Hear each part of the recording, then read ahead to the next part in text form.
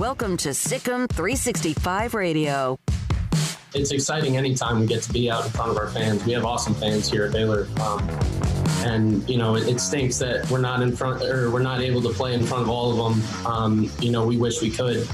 But our fans always bring the energy, and I saw that personally against Kansas. That was such a fun game to play in. SicEm365 Radio is presented by IdealMRI.com. High-quality MRIs for $497 or less. IdealMRI.com. Your health is important, so is your budget. Yeah, we got some new guys, especially Adam Flagler is a guy who is going to be tremendous. Raised a lot of eyebrows. Jonathan, he's going to come in, and you're going to be surprised by his athleticism, his ability. The 3 o'clock hour is sponsored by Waco Custom Marketplace. Meats, sweets, Texas treats, and a cut above the rest. 425 Lake Air Drive, Waco. Yeah, I feel like I played decent. I mean, there's definitely a lot of areas that I can improve on, and I mean, I think that comes with time, reps, which is I feel like why I've been improving, and then just effort in the film room on Saturday, each and every play, trying to play as hard as I can.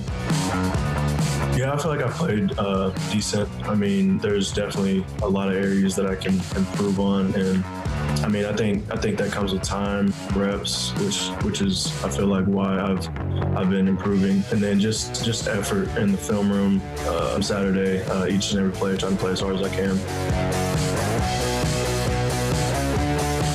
All right, here we go. This 3 o'clock hour on a Thursday. It is 2.5 days, well, almost 2.5 days, I guess, away from the end of October. Halloween Saturday, Baylor TCU at 2:30 on Saturday afternoon in a game that both teams need a win.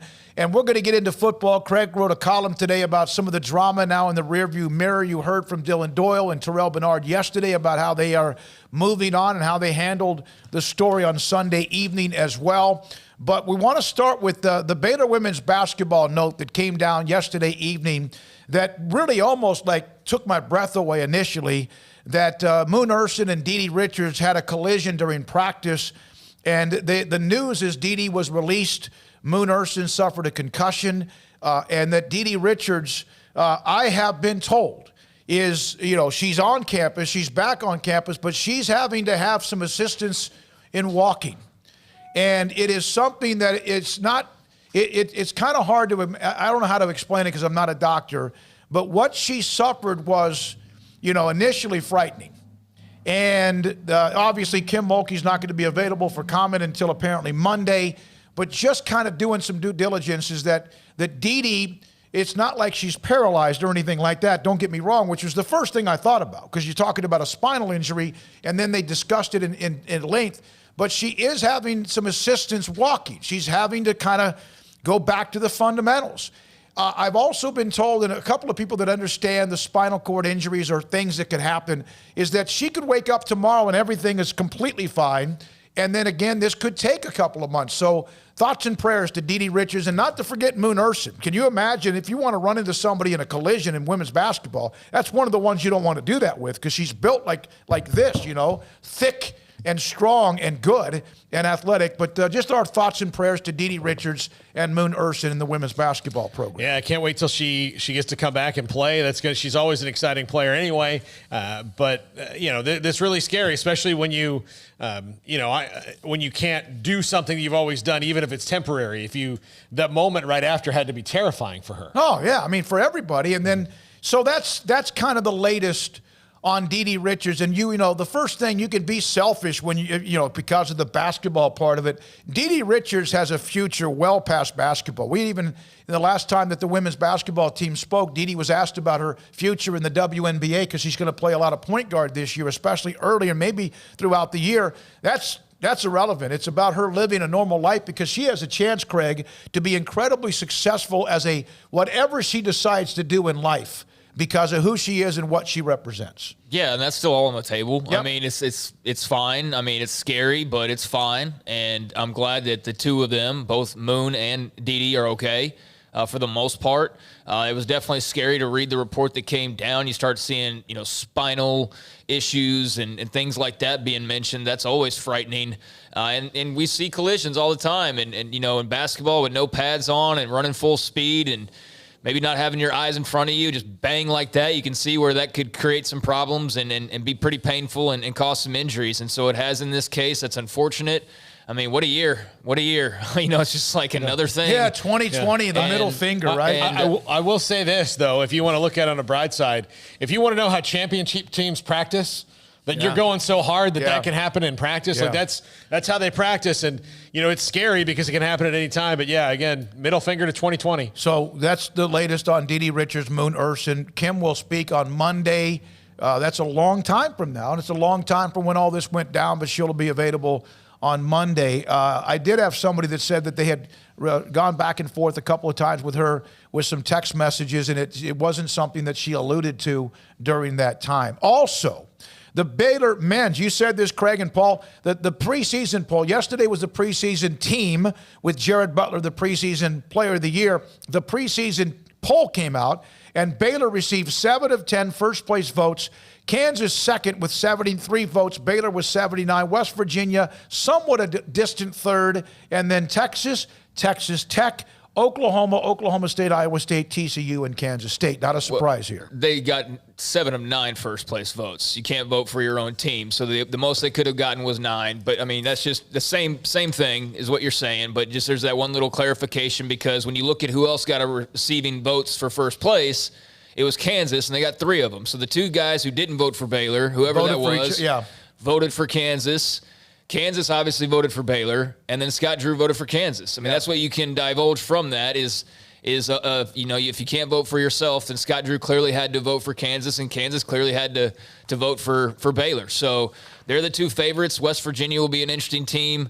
I know that we've got a lot of basketball content already and much more that'll be coming people's way, and that should be very exciting for this upcoming men's year and women's year. But, they're the team. They're the team to beat. They're going to have the target on their back every single night that they go out and roll the ball out on the court. So big expectations for these guys, but they seem primed and ready to try and reach them. And, man, what would a Big 12 title in basketball and men's basketball mean to this program and this university? It would be absolutely huge, and they're in the driver's seat to try and accomplish that. Yeah, Scott's been building this for a long time, and he's gotten close. But again, sometimes you just have to. It's a slower build. They've been really good for a long time, and I think that sometimes people forget how good Scott Drew has been because he hasn't been to a Final Four yet. Well, there's tons of really good coaches who don't get to a Final Four because it's damn hard to do. And they've been really good and really consistent for a long time, but they've had to do it and adapt to I think he's been one of the best at adapting to the ever-changing world of college basketball when it comes to transfers and all that and getting guys in. He's finally become, at first, they had some guys come in that transferred out that never did anything. Deuce Bello, LJ Rose, guys like that didn't fit and left and got mad because of their playing time, and then they weren't anything anywhere. As a matter of fact, the only transfer, in my opinion, they've ever lost that was any good anywhere else was Al Freeman, and that was just something that had to happen. Now, they're the home. Like, if you want to transfer somewhere and flourish, Scott Drew's the guy. He's proven it over and over again. And now he's getting big-time recruits right off the bat. So he's got the combination going. I think he's now just hitting his true stride as the head coach. Well, yeah, and they have earned this, and especially with everybody back, plus the influx of even more talent is why they have earned this. A couple of college football notes. Baylor again back to work as they get ready for TCU. The ACC has set their championship game in Charlotte for December the 19th. Nebraska. You mean the day that Clemson tears somebody apart? Yeah, probably is the case. Nebraska lost the game with Wisconsin, which for them would have been most likely a loss, although you never know in 2020. So they reached out and started to have discussions with UT Chattanooga. Now, I'm not going to defend the Huskers here, even though I'd love to see them play, just because I'd love to see them win a game against anybody. But so they reached out to try to replace the game because it would be a home game. Well, it's simple. The conference said conference games only. period. And so the conference today voted again to validate. Well, last time they said they voted, they didn't, and then they did, and all that. But said no, you're not going to be able to make up games that are postponed. Well, not postponed, canceled, because there's no off dates. It would have been interesting, though, had it been Ohio State, Wisconsin, because you cannot afford to lose many data points, whatever you want to say, potatoes, potato, tomato, tomato, because you can't. If you're in the Big Ten with no off dates down the road, it would have been interesting had it been Ohio State, because we know Nebraska in this conversation is irrelevant. Nebraska's, they're being annoying to that conference, and there's a lot of people that say, with what they wanted to do earlier this year. But you know what? In the end, they got it right. They wanted to play, and the Big Ten changed their mind, not because of Nebraska. Ohio State started to flex their muscles, and then they looked around and went, my God, everybody else is playing. Yeah, well, Nebraska, that's their reputation. Look, they're going to speak their mind. They spoke their mind in the Big 12, and they're speaking their mind in the Big 10, and good for them. Look, if they want to try to get a game, I don't begrudge them for that, because it could be, you don't want to – they could wind up – if they can get one in this week – knowing that you can lose one at any time, you can wind up losing 3, 4. We've seen it. You can wind up losing 3 in a row of not being able to play. Well, if you can get one in for a week and get it done and play. Yeah, I mean, if you can, that's great. But, I mean, I also understand the Big Ten's position here. It does seem like Nebraska's kind of acting out and maybe being a little bit bratty about the whole thing. I mean, the rule is the rule, is it not? Yeah. The rule's the rule, so it's very clear cut. They tried to go around the rule, and I understand that they were hoping that there was like an exception to be made. But it's pretty clear that the Big Ten's not going to hand Nebraska very many exceptions, and they can still keep trying to put up fights. Maybe this ultimately turns into a bridge that, between the conference and the school, that it can't be repaired, and they eventually have to look elsewhere. But I know that the money's good, and that's the main reason why they're in the Big Ten, along with the academics and all that. But from a football standpoint, they don't fit very well. It's very clear they just don't kind of fit in the Big Ten mold, and they're kind of the rebellious child right now. So it'll be very interesting to track how that all unfolds moving forward. I found a very interesting note, and I'm not slam dunking on anybody because, as more information is revealed and found, then, obviously opinions change. But it was very interesting to see yesterday the news about myocarditis, which was the heart issue that so many were absolutely petrified of, and student athletes if they returned to play sports this fall. You might remember that right as we were sort of turning the corner and test numbers were starting to die down a little bit and more people were encouraging getting out and returning to school and getting back to some normalcy, there was a big pushback, especially as it pertained to college football. And the Big Ten kind of needing a life raft to try to excuse themselves for just completely missing their season well ahead of the time that they really needed to do that, seemed a bit premature, cited this myocarditis study and said, well, my God, look at this. The myocarditis, it's going to kill athletes and all this.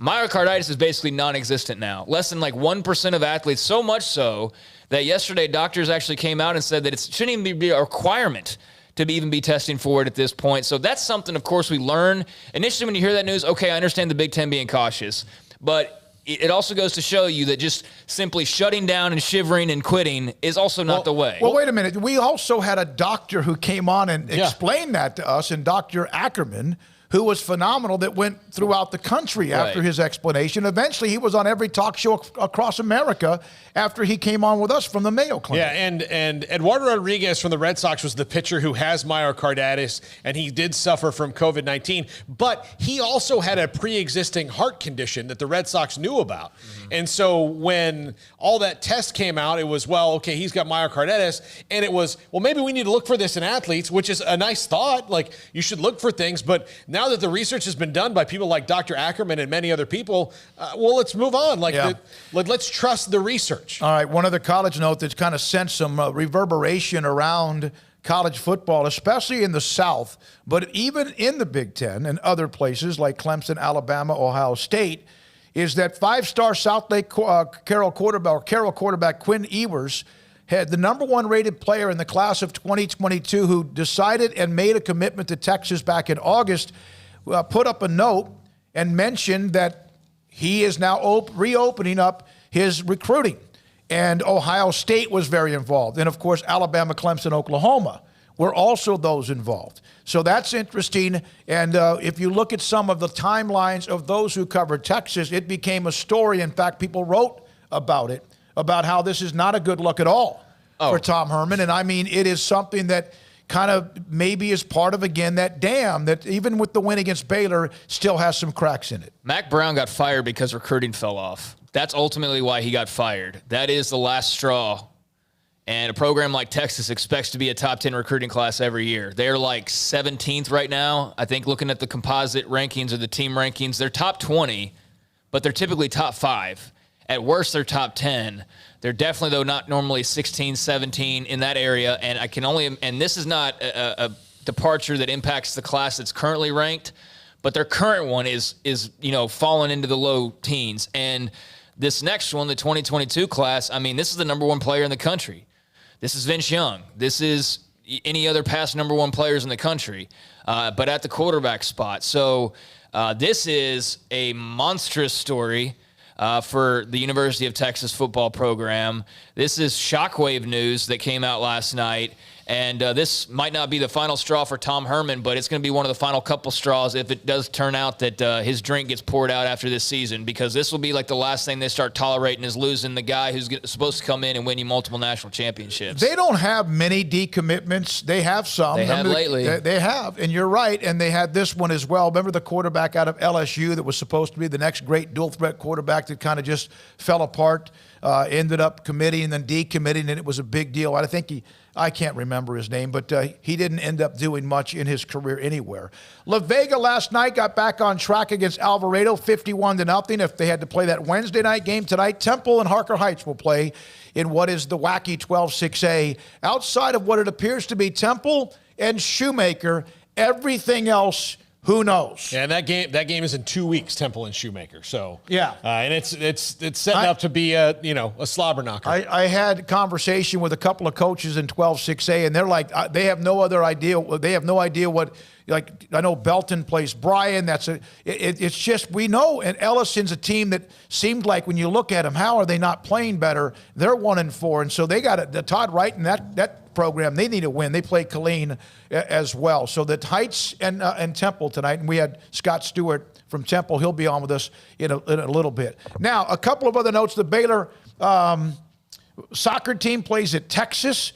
Both teams are not doing well. The Baylor 2-2-3, Texas 3-4. That is going to be tomorrow. Tomorrow night, 7 o'clock at Baylor University. Gardner Minshew, multiple fractures and a sprained ligament in his thumb. This guy puts up numbers. They're 1-6, but he puts up numbers. Also, the Patriots, Julian Edelman, precautionary knee procedure, probably misses their game. They're going to miss the playoffs this year. They're in a free fall, but still, that's one of their better players. And Tony La Russa, here's a retread. This is one of those you throw up and then you go back and I'm sorry, this is what it is. And a lot of managers and head coaches, Tony La Russa is 76 years old. Hasn't managed in 9 years. Since 2011. Been working for the league. They beat the Rangers. I said that in the World Series. Golly, but he did.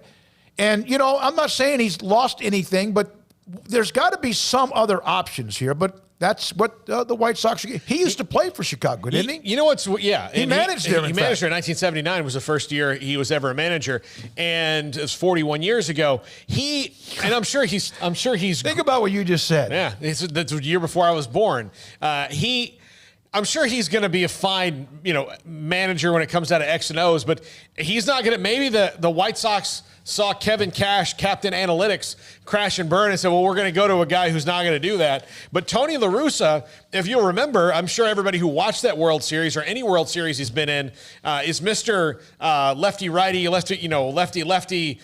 You throw two pitches, you throw two pitches to the same hitter guy. I mean, it's maddening to watch a Tony La Russa manage game in the playoffs if you want any kind of expediency or speed. By that, soccer game's at Texas, game in Austin, game at Mike Meyer Stadium. Yeah. Soccer game tomorrow night. But well, I mean, Kevin Cash, I mean, so is Tony La Russa analytical? Is he no, the not at all. I analytics? mean, he's the opposite of He Kevin can't Cash. do that now with today's rules, though. Well, how about this great report from Jeff Passan, the hiring of Tony? I mean, it happened today, where it's 3:00 in the afternoon. This happened hours ago. The hiring of Tony La Russa has ruffled feathers in the White Sox organization. A number of employees have concerns about his ability to connect with younger players and how he will adapt to the field after being away 9 years. This was a Jerry Reinsdorf decision, simple as that. So banner start already for Tony La Russa as White Sox manager. I think it's a questionable decision. I understand why you could look at it and say, hey, this is a solid hire, and hey, he's name value and all of that, but I mean, you already have it outlined right there 2 hours after he's been announced why there's going to be some issues already out of the gates that are going to have to be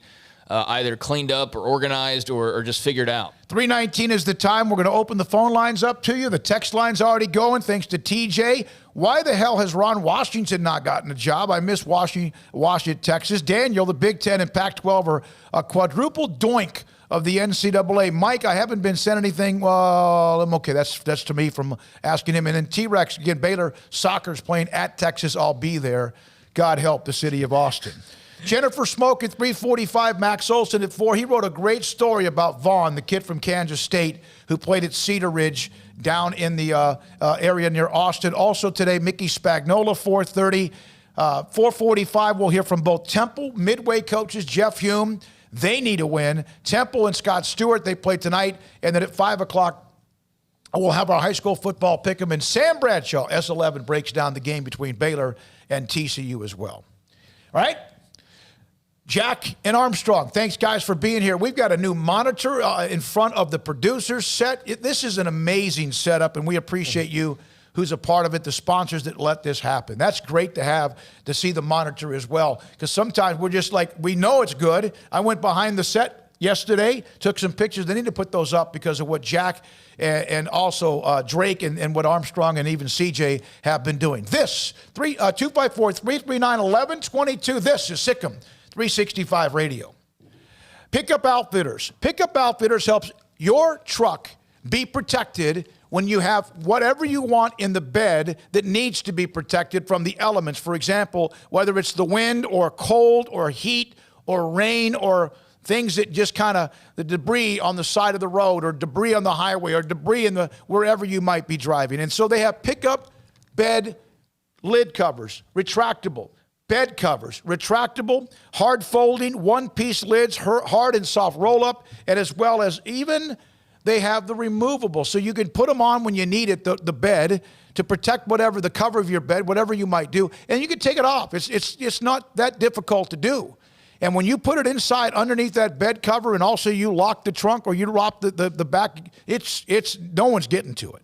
You're not going to get inside of it. And it also gives you more space if you don't have room in the cab of your bed or your pickup truck as well. Pickup Outfitters, createacommotion.com at 220 Lake Air Drive. And always, if installed, Pickup Outfitters will also include the lifetime installation guarantee and free warranty assistance. They have product in the showroom, product online at createacommotion.com. Tell Jay Errett we sent you from SicEm365 Radio at 220 Lake Air Drive in Waco.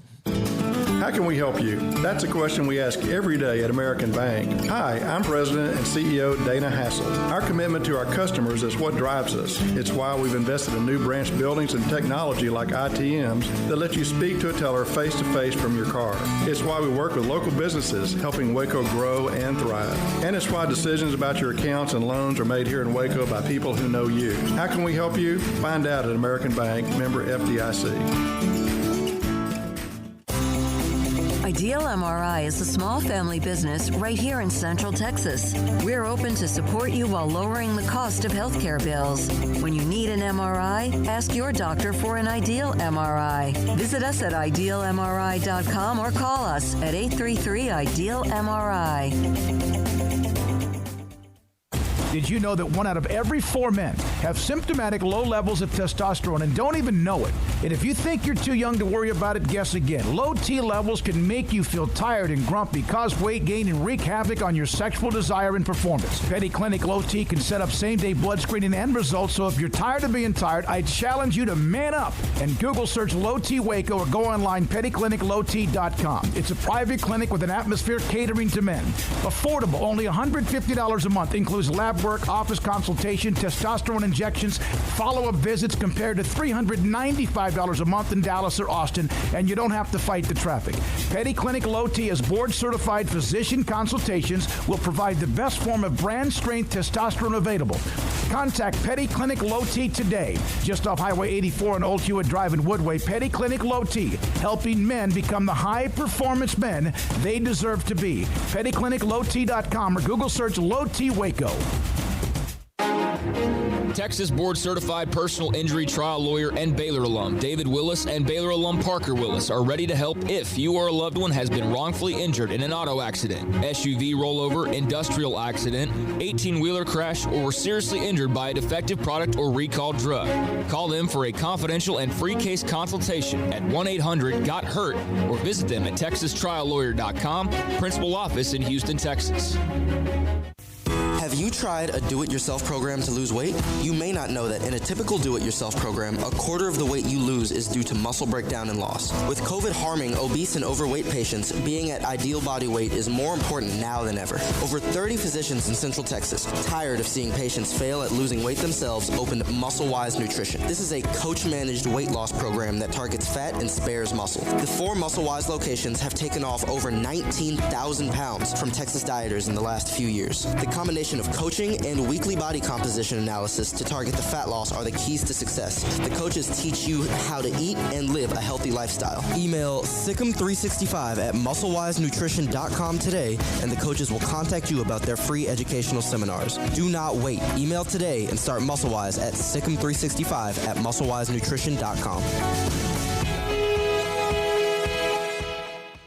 Central Texas traditions run deep, all the way to the vehicles we drive. That's why folks trust Alan Samuels. During Alan Samuels Jeep Adventure Days, get employee pricing for all on new 2020 Gladiator Sport and no payments for 90 days. Plus, the tougher-than-nails 2020 Jeep Renegade, 0 for 72, no payments for 90 days, or up to $6,250 in cash and subprime offers. Trusted. That's Alan Samuels, your friend in the car business.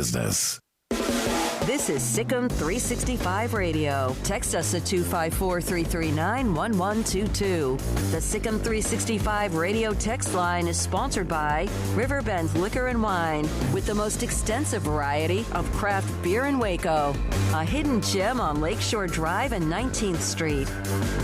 All right, here we go, this 3 o'clock hour, 3:26. Paul Catalina, Craig Smoke with us. A couple of you with comments about the 3:45 segment on Thursdays with Jennifer Smoke. We'll have that. I saw this note, and it's Pro Football Focus. Does Chris Collinsworth own this site? Is this his site? No. Are you sure? I don't know. I'm pretty positive. I don't think that he.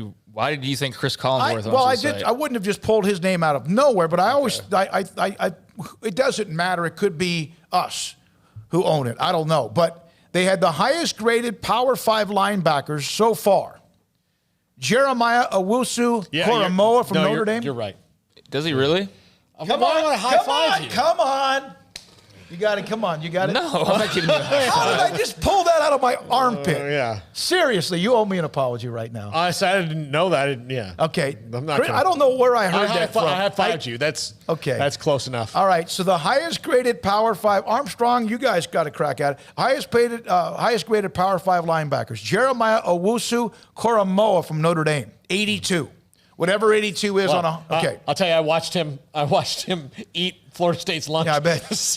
Terrell Bernard, Baylor, 81.2. Yeah. Nick Bolton, Missouri, 79.9. Grant Morgan, Arkansas, a couple of teams that have been a little bit better than anyone thought, 79.8. And Jalen Petrie, 5th from Baylor at 79.5, who's playing at a very high level. Yeah, that's interesting. I had no idea about Collinsworth's involvement. Apparently, he bought in 2015, from what I just gathered. And a good investment on his part, because that site has really blown up and exploded in the years since, and they provide some solid information. I definitely noticed that tweet about the Baylor linebackers. And no surprise. I mean, I think maybe surprising that they're as highly ranked across the entire country as they are. I think if you would have said they were 2 of the top 5 in the Big 12, that most people who have a brain and have watched the Big 12 football would say, yeah, those 2, I could see that. But, probably Joseph Osai and, you throw some other guys potentially in that mix. But Petrie and Bernard both have played excellent so far this year. But, that's quite a stat to be that highly rated, not just in your conference, but across the entire country. And we'll see if they stay that way. Now, there's a bunch of teams playing again, and there's a bigger field. But I think they'll still probably be pretty high when all is said and done. So I got to ask you, go back to the Big Ten story about Wisconsin and 21 days, which is longer than anybody else. They said, okay, if we're going to play, we're going to make sure that if you sniffle, you're done. Because they really don't want this season to go on. It's pretty obvious. I mean, some do, some don't. Some just maybe are worried about scared of their own shadow, that if they say they want to play, they'll get hammered. I don't know. Or some might be legitimately worried about the season. So if Ohio State has a game canceled in the next 6 weeks or so, and I understand what you're saying, but I'm not arguing Nebraska. I'm not arguing. I'm not talking about Nebraska either. Are they going to lose a data point? A data point? I mean, I don't think you can really. I don't know. I thought you were going to go more of the direction of, would the Big Ten backtrack? No. I'm not. No, they can't. Yeah, they can't absolutely do that. They would look so stupid. Yeah, right. They might look stupid anyway. And so I falsely assumed there, but that's where I thought you were going. I was going to say there's absolutely no way that the Big Ten, no matter how powerful they are, could do that. Now, if it had been Ohio State this week that lost a game to Wisconsin, I think. But do they lose? What do they lose out of that? I don't. Just this one game? If it was Wisconsin or Penn State or Michigan or Ohio State against each other, if they can't play that game. And they can't. If it's gone, it's gone. They can't play. And so, technically it's a data point missing, but I think the data point is different depending on who you are. So Ohio State, if they don't get to play Nebraska, I don't think but they go and run the table. I don't think not playing Nebraska really matters that much. But if they play Wisconsin and they don't play, if Ohio State runs the table, I still think you're seeing Ohio State in the playoff. Yeah. I mean, so long as they play a couple of other good teams, and that wasn't the only... But if it's one of those teams, not Nebraska. Right, but it's so long as they play a couple of other good teams, so that it's not just Wisconsin was the only good team on our schedule, then that would be different. Well, I mean, and look, if teams run up against the problem, and this could happen in the Big Ten or the Pac-12 because they don't have buys where they wind up playing 4 or 5 games, I don't think they're getting in. If they're 4 or 5-0 and everybody else has played 8 to 10 games, I would say that, the teams that play 10 games are probably going to get in, and you're going to be like, well, you should have seen this happening before it came down. So if Alabama goes 8-1 and loses to Auburn, which would be their last game, but we've seen them still get in despite that. If Georgia goes 8-1, then they lost their losses to Alabama. And Ohio State goes, and because we're getting into that, well, if you do, because we don't know what's going to happen. But if Ohio State's 5-0, I do think that you have if you're the committee, you're going to be like, well, they couldn't play 3 games. We're going to put them in this thing. Especially if one of those 3 is against somebody pretty good. Yeah, I mean, so if they lose, and believe me, if they lose the Michigan game, there's a whole portion of the country that's just going to wander the streets sad. But I think that. The committee's going to have to consider that. And when Ohio State or whoever from the Big Ten or Pac-12 goes, but we played, we're like, yeah, everybody else, nutted up and did what they were supposed to do. They figured it out. They figured it out, and they navigated everything. The Big 12 navigated everything. The SEC navigated everything. Florida's probably not going to get to make up one. They kind of got lucky in their scheduling, but ultimately they might lose a game on the back end. Missouri might lose a game on the back end. It's just what's going to happen. If somebody else in the SEC is going to get sick. Somebody else in the Big 12 is going to get sick. It's going to happen throughout the season. They're going to lose games, but because they made a plan to start in September not October, you're going. That's what you tell the Big Ten. Sorry, the ones that had a plan are going to get rewarded for that. I agree. How's this for a data point? They play Penn State this weekend, so we'll find out that they've got something. They play Michigan State, which normally would be a good game, but that's a terrible game now because Michigan State sucks. But they're going to play Penn State and they're going to play Michigan, and you know what? There's not a lot that's great in between all that, but the Big Ten doesn't really have a lot of contenders outside of that. So, is Wisconsin even on their schedule? No, I didn't think, because that's a crossover game, and obviously, as it coincidentally happened with the SEC's best teams, somehow Ohio State also managed to have, I think the easiest schedule in the Big Ten, which is weird how that works. Yeah, that's true. That is interesting because you protect your own in a certain way, and yet there's some SEC teams that got just brutal. Well, and I don't know what the rotation is and all of that went into the scheduling and everything. But, yeah, I mean, Ohio State definitely got out of there without a tough schedule. Let me ask you this. It's supposed to be just random, right? And we'll take a call at random. So do you think you would have ever seen that schedule come out where Ohio State was playing everybody in their division and then also had to play Wisconsin and whoever else in the other side that was really, really good? No. Just asking. No. Just asking. But look, Alabama's not going to play Georgia and Florida and, well, I don't know who else it would be. Well, Alabama's already in the SEC West, and but yeah, no, it's true. Well, that doesn't matter. But even if you're in the SEC West, you can't say, well, that's a tough division, so we got to lighten up this other load. No, that's very true. But would it have happened to Texas in the same thing? If Texas, if the Big 12 was 12 teams and they're they would have the Big 12 might have turned out a little bit differently had they put Oklahoma and Texas in different divisions and still made sure you get one automatic every time you always play this team as a crossover. But then Oklahoma would have had to play both. In that situation, they would have continued the series with Texas, and Texas would have still had that one. And it could have been worked out better. That's a long time ago. We know what's happened since that time. All right. Here we go. You ready for some energy? Yeah, let's go. T-Rex, you're on SicEm365 Radio. My man. Hey, first off, y'all say the word data point one more time. It's going to explode. Can we move on from that? I really appreciate that. You're welcome. Anyway, first off, if Colt is listening to this, get off of Twitter. Stop arguing with keyboard warrior idiots. Apparently, he's in a Twitter battle right now with some people who don't like the fact that the #1 premier site for Baylor athletics reported on the story. So, Colt, if you're listening, take a word of advice. Just turn the computer off for a little bit.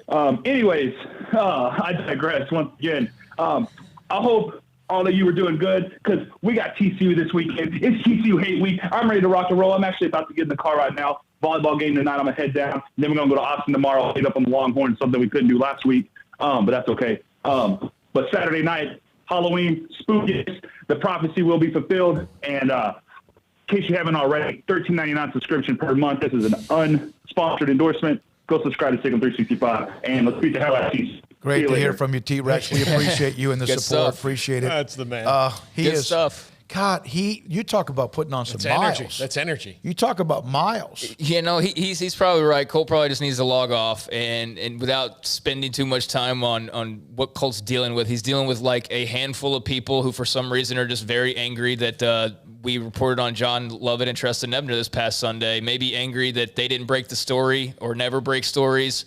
Maybe angry that I don't know. It's just dudes. It's just dumb. Dudes. It's dumb. It's a waste of time. It's also 4 days old at this point. And like T-Rex said, the focus should be on TCU. I mean, the team's focused on that. They're not bothering with any other nonsense. But that's going to be quite the little 48, 72 hours that T-Rex has got lined up. But that's why he's T-Rex. That's why he's one of the biggest supporters out there, and we do appreciate him being a part of the website and being a part of the radio show. If you cut him, it's green and gold, no question about it. I wanted to go for a real quick story about Jerry Jones and the Cowboys. 254-339-1122. T-Rex, thanks for your call and also your love as well. This is SicEm365 Radio. Jennifer Smoke's team will digest her fantasy football league team in a moment.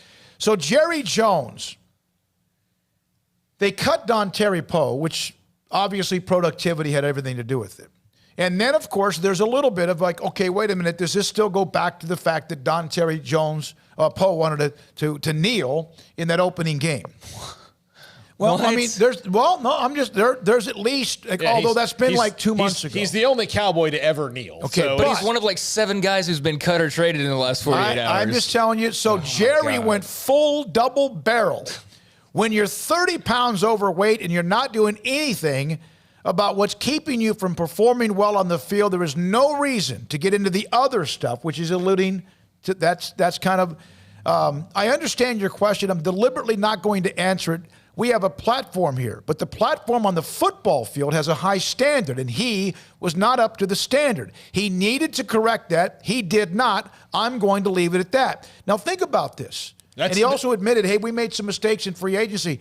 That's about as full throttle Jerry criticizing a player as you may ever hear him. I've never really heard him say that about a player to that level. I mean, most of the time. Do you think he was that way because he was also wanting to make sure he sent a message about any of the insinuations? Yeah. I think that's the main reason why he said what he said. Yeah. And again, if anybody wants to think that Don Terry Poe was cut because of his political stances, just look at how he's played. Watch the film. Just watch the film. I mean, again, this is not Eric Reed, who's playing well and can't get a job, or Colin Kaepernick, who's better than most backup quarterbacks and can't get a job. This is a guy who's playing really, really, really poorly.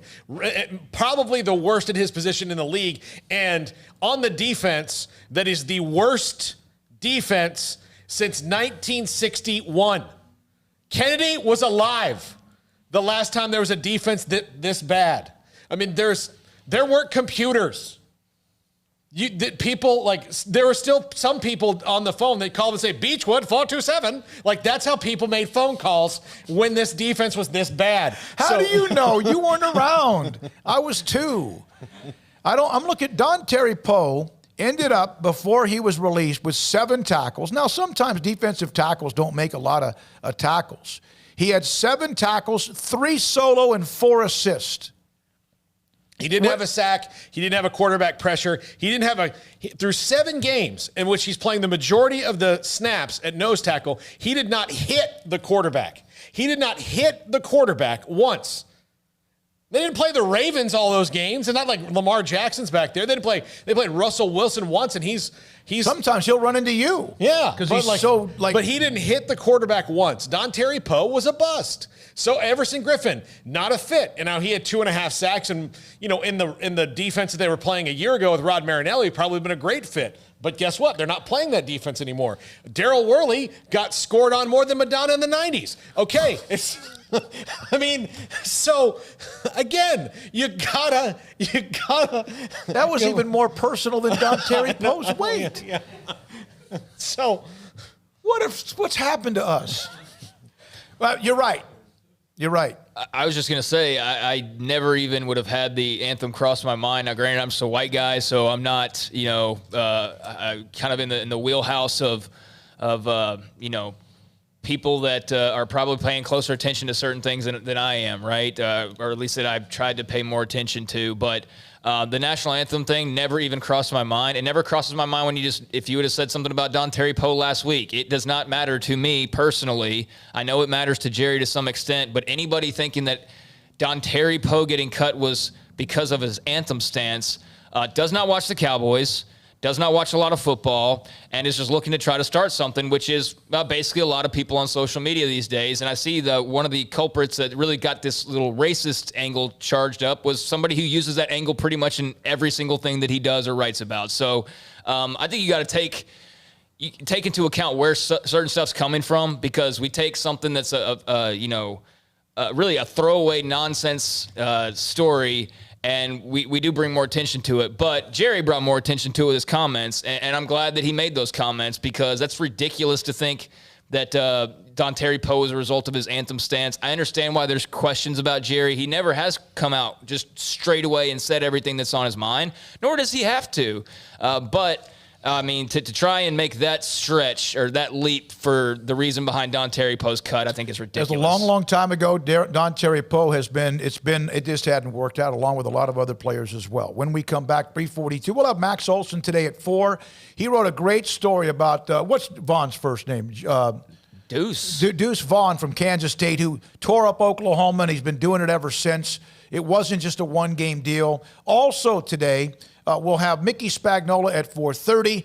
I actually heard Mickey say the other day that when they were going to put Don Terry Poe in the trading block, who the hell's going to give anything for him? Also today at 4:45, we'll hear from Midway's Jeff Hume and Scott Stewart at Temple. They play Harker Heights. 5 o'clock, high school football pick'em. And at 5:30 today, Sam Bradshaw breaks down Baylor and TCU. This is SicEm365 Radio. Pioneer Steel and Pipe since 1943. They have been in business nearly 8 decades, despite all of the changes from, whatever up and down of the economy, the stock market, whoever's in charge of Congress or the White House. Think about it. They have survived. They've survived these big stores that come in and they want to gobble up local.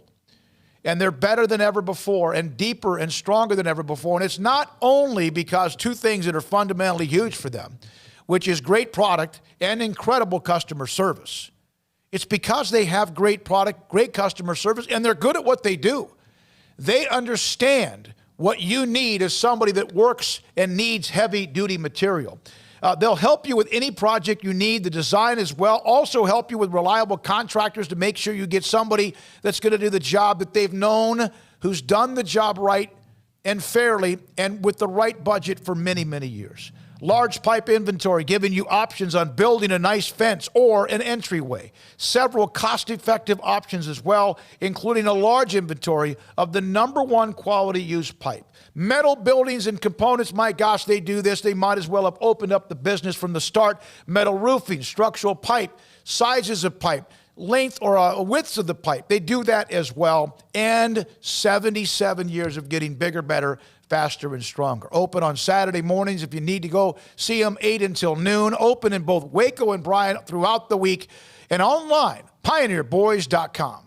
From the first workout to the last practice, sports is an incredible and rewarding challenge. Hi, this is Dan Ingham with the First National Bank of Central Texas, and we're proud to support each athlete, every parent, and our educators. From families, small businesses, to the biggest industry, we're here to help. With remarkable products like our free First mobile app, we've got banking ideas that fuel big dreams. That's the First National Bank of Central Texas. Familiar faces making local decisions. Member FDIC, Equal Housing Lender. With more than 160,000 alumni worldwide and counting, the Baylor family is growing. And through the university's expanded Baylor alumni program, the family is growing closer. With hundreds of local volunteers planning events in cities and towns around the country, you can gather with fellow Bears no matter where you are. So, get connected, get something started, get involved, and make plans to get together with Baylor alumni. Visit us at baylor.edu/alumni. Southwest Sports Medicine and Orthopedics, the team physicians for Baylor Athletics, specializing in diagnosis and treatment of any and all sport-related injuries, celebrating over a decade of service to Central Texas. They tackle all surgical and non-surgical problems that arise from an active lifestyle. Trust the doctors that Baylor trust, and when injuries sideline you, don't wait for Monday. Join us at 8:30 on Saturday mornings for a post-game injury evaluation clinic. Southwest Sports Medicine and Orthopedics. We get you back in the game. Bird Culture Ford has been in Waco since 1936. Ford, the #1 selling truck in Texas, 43 years running. And Bird Culture Ford proudly supports high school football in Central Texas. And no better way to tailgate with a Ford than from Bird Culture Ford. And are there better vehicles to tailgate with than the Ford F-150 or the Ford Expedition? And of course, you can get them new pre-owned Bird Culture Ford. Our sponsor of the Ford Tough Player of the Week, locally owned dealership. Online at bkford.com at 1701 West Loop 340 in Waco. Bird Culture Ford. Stepping into the boots of a U.S. Army officer can add confidence and leadership skills to your son or daughter's career path. See all the things they can achieve in our boots at GoArmy.com. U.S. Army Waco Recruiting Company, 254-598-8131 or 254-776-1543. Texas Farm Bureau Insurance in McLennan County takes pride in backing Central Texas football. Our agents would like to help with your insurance needs. Call 254-772-8090 for an agent near you. Welcome back to SicEm365 Radio. The SicEm365 Radio Live Guest VIP Hotline is sponsored by Stonewood Dental. We are all in this together. Well, this ought to be interesting. This segment now every Thursday at 3:45. Earlier today when I put the guest lineup up every night, Middle B, it's Eddie Middlebrooks. The Jay Smoke segment is the best of the week, followed by Bennett. Better than Bennett. BU Bear and Ark. The Craig Zingers really take it to the next level. Don't take a drink of anything when Smokey asks Craig if he has any more questions for Jennifer. Oh, thank you. Here we go. The good news is the segment continues because she has not dropped below 500 like she did earlier this year when she had quarterback issues. And my gosh, Justin Herbert just carried her team to a massive win. She ran up the score in her win. She's now 4-3. Jen Smoke joins us on SicEm365 Radio. Thank goodness your team, you finally as a general manager seem to have gotten your team where you need it to be. Yes, I had a good week this last week. I'm super excited. I had the top fantasy quarterback last week, and I'm just happy that I finally have played a quarterback that has shined for once. Yes, Jen. I usually come at you with some issues I have with your roster. I only have one. That you don't have a backup quarterback, and if anything happens to Herbert, I would, of all the people available, I would take Derek Carr, who's quietly having a pretty good year, and he plays Cleveland this week. Yeah, that's who I have my eye on. I know I need to pick one up this week. I have, I obviously am going to go with Herbert, but yes, I am planning to get a quarterback on my bench. Of course, I had, obviously a few choices, Burrow, half the league. and yeah, 3 or 4. But no, Burrow, it kind of made me sick last week seeing how good he did, but. I'm happy I went with Herbert. Yeah, I would just get rid of one of your tight ends and one of your defenses and move on once you're ready for that. But don't get in a spot where somebody else can go get him before you. See, the only thing is I have the number 1 and 2 defense right now, the Colts and Bucks, and I'm still trying to make a trade for a running back, and I'm trying to hold on to one of those as long as I can so that I can use that to throw in with maybe a wide receiver or something for a trade, but my trades are not working out. I've gotten no's like 3 or 4 times, so I'm not sure that's going to happen this year. It's never fun when you're in a league where they don't want to trade, is it? I know. I've never been in a league where they really trade all that often. I think that's why I don't even play anymore, because it's just like it's not that fun. Well, I think when you're in league long enough, some people start to not trust people. Do you think it's because she does a show and she just tells everybody what she needs and then they're listening? Well, that's why people won't trade with me anymore, because I'm doing a fantasy football show. There you go. I mean, I'm going to try to screw Brittany out of a couple of wide receivers, and then and you say it on the show and she's listening. Or yeah, Persia. But she's not in the league anymore. Okay. But did you kick her out? Was she wanted because you guys. The two of you go at it pretty good. Okay. No, she didn't want to be in it. Did you ever do this with her when you had a fight with Brittany, which happens often? You just sit there and go, you know what? And that too, and you can't play fantasy football with us anymore. No, only whenever she would beat me or try to take somebody that I wanted off waivers. But no, we don't do that. But yeah, I feel like I had a great week last week. I'm excited about this week. I am a little frustrated because James Robinson is on a bye this week, which he's been the late round fantasy star of this year. And I assume anybody that's had him on his team their team's probably doing well and they're probably very impressed with him. He's the number 3 fantasy running back right now. And as y'all know, I don't have anything on my bench because I had Devontae Freeman and he's hurt with the ankle injury. So this week I did pick up Jermichael Hasty, which is, a former Baylor Bear. Shout out to Longview, Texas. And he's supposedly getting a start this week. So I am looking forward to what he could do for me because I need him to do something big. But there's still a small possibility that Tevin Coleman comes back. So I'll be watching that closely. But Hasty's somewhat of a high-risk, high-reward type of guy. But we know the type of production he can give. And, with the way that the 49ers running backs are. So with their top 3 running backs out with injury, I think he should have a lot of touches. And surprisingly, he got way more touches than McKinnon last week after Jeff Wilson left with an injury. So I'm curious to see how Shanahan balances the load between them two. Well, so I feel like – go ahead. Yeah, well, you are catching your opponent at the right time. She's got some really bad bye weeks all coming at once. I know. Thank God. And she's beat got Brandon. Yeah, go ahead. My opponent this week got DeAndre Hopkins, Brandon Cooks, and David Johnson all on bye this week, and she's still got Michael Thomas, who I'm hearing that he's still questionable right now with a hamstring injury.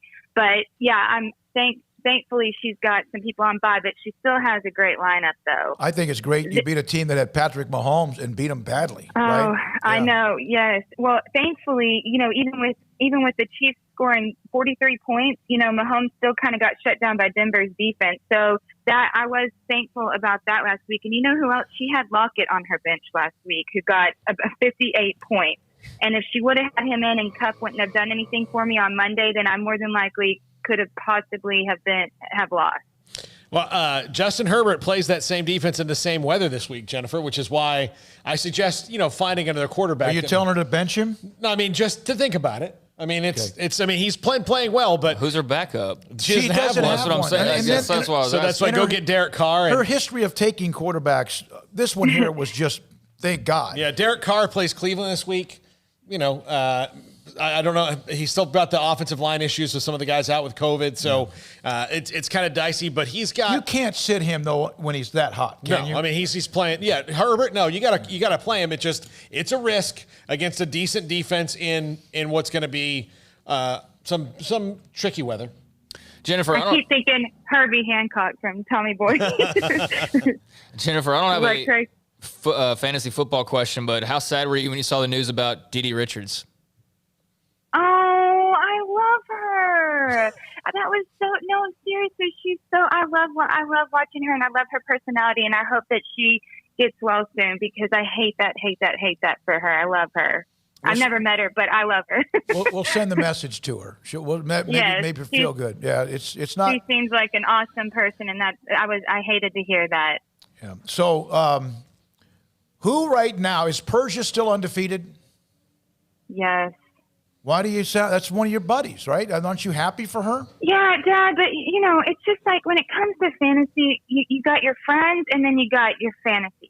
So it's like outside of fantasy, yes, I love her. She's one of my best friends. But in fantasy, I get a little frustrated and a little annoyed, and maybe a little jealous of her team at times.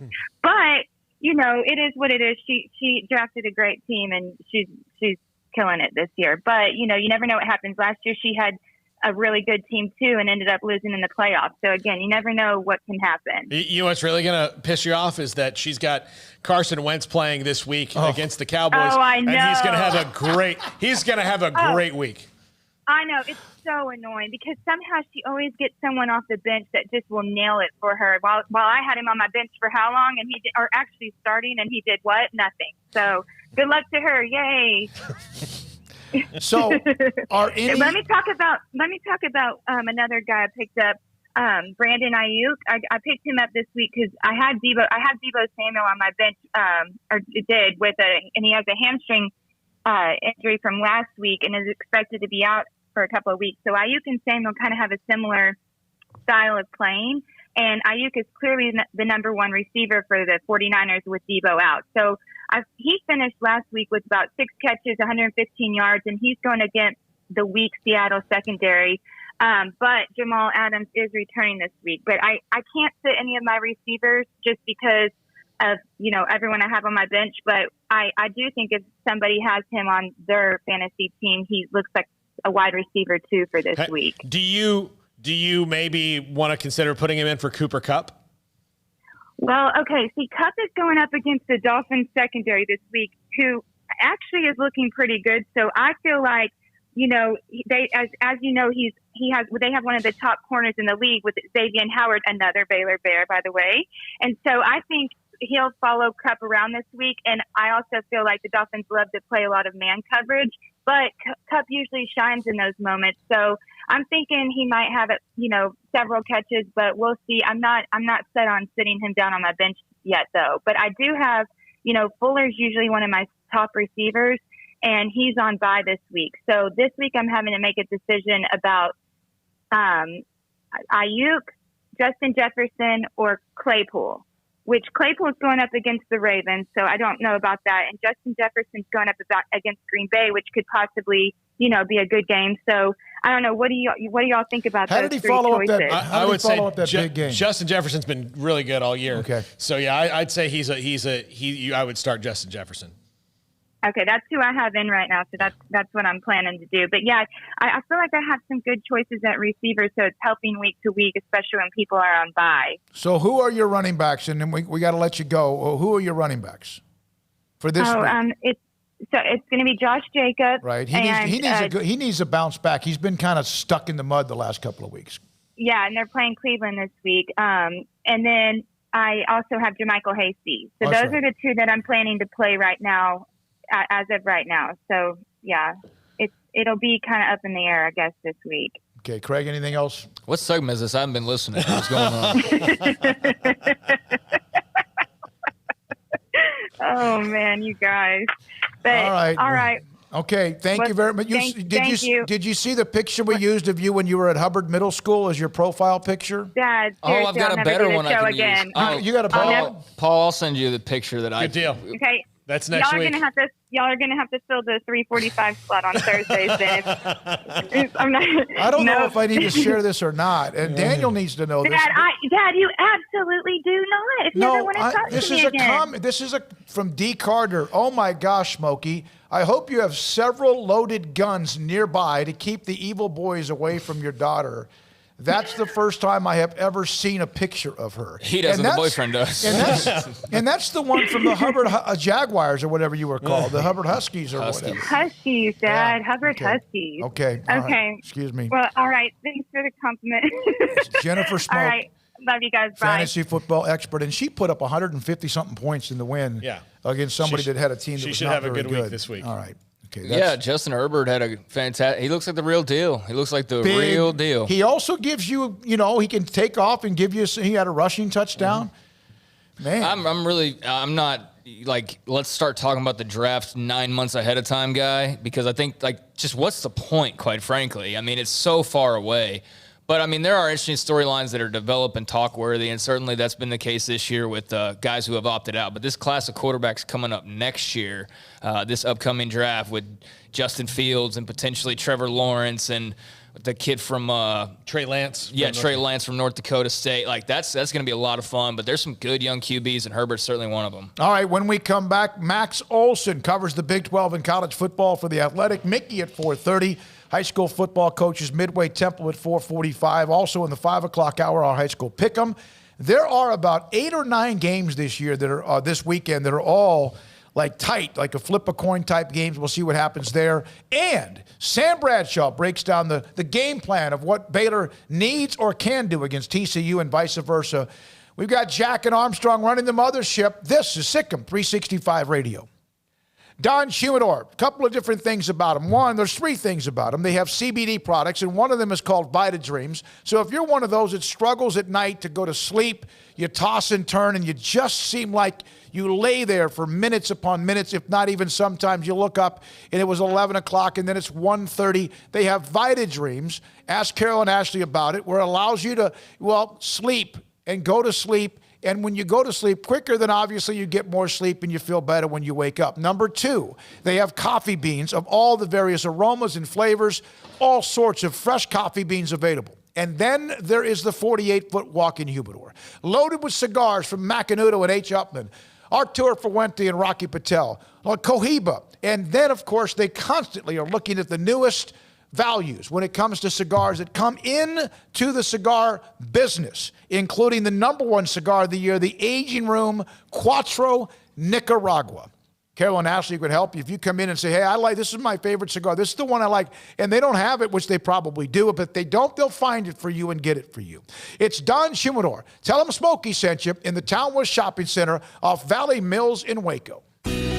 Let Camille Johnson Realtors guide you seamlessly through the process of buying your dream home or selling your current one. Commercial, farm and ranch, or residential, Camille Johnson Realtors can smoothly and successfully lead you through any transaction. With a team of 28 experienced agents who are excited about serving you, Camille Johnson Realtors services the entire greater Waco area. If you're in the market to buy or sell, contact Camille Johnson Realtors, 104 Midway Center in Woodway, or find them online at www.camillejohnson.com. Camille Johnson Realtors, elegant, charming, warm. Welcome home. One size fits all. That may be all right for an adjustable belt or cheap sunglasses, but when it comes to your financial needs, no one wants a one-size-fits-all strategy. Ben Erlinson, your Edward Jones financial advisor, knows that his most important goals are yours. That's why he takes the time to understand your needs, knowing you. That's how Edward Jones makes sense of investing. Ben Erlinson, 100 North 6th Street in Waco, 254-759-8533. Edward Jones, member SIPC. Car has the trucks, man. have the one for you. Crew cab, short or long bed, silver, black or blue. Texas size selection, great prices too. Richard Carr, he has the truck for you. Carr has the trucks, man, he has the truck you need. If you want the best truck, you want a GMC. Texas size selection, great prices too. Richard Carr, they have the truck for you. Riverbend Liquor and Wine has their easy-to-access drive-thru open and convenient and clean in-store location on the corner of Lakeshore Drive and North 19th Street in Waco. Riverbend Liquor has the best and most extensive variety of craft beer selections in Waco, and Balcones Whiskey, including single malt, pot still, baby blue, rye, brimstone, and the all-new lineage in stock. Riverbend Liquor and Wine, family-owned and operated, and a hidden gem in Waco on Lakeshore Drive and 19th Street. And find out more on Facebook and Instagram. Do you or your kids get nervous about going to the dentist? Stonewood Dental, Dr. Steve Childress, he can help. I've spent a career taking care of patients who as children had bad experiences, and now they're adults that hate going to the dentist. If I get a kid at 3 years old and they come every 6 months and it's a happy experience, it's normal for them. Now they have an accident at 6 or 7 or 8 at school. Now they have a broken tooth or a trauma, and they have to come here. They're used to lights, they're used to water in their mouth, they're used to experience, they already trust us. It's amazing what we can do with that kid without it being a negative thing. But if I see a 6 or 7 or 8 year old that's never been to the dentist, and now they have a trauma or an unfortunate unexpected toothache, it's harder to do that for that kid and it not be somewhat of a negative experience. So bottom line is I try to teach kids and adults and teenagers and everybody the way I'd want my family treated, which is where it's a necessary part of life. You just take care of it. It doesn't have to be that big a deal. Learn more, stonewood-dental.com. With so many companies and policies out there, it gets so confusing shopping for insurance, and I never know.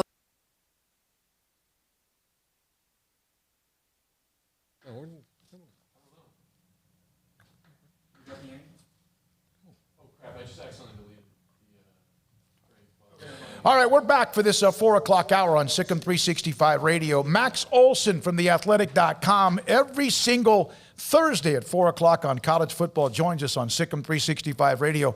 Max, I loved your story about Vaughn. He is an amazing threat. He reminds me of a combination of 2 or 3 guys, including even Darren Sproles and maybe even Quentin Griffin that played at Oklahoma back early on, I think, in the 2000s.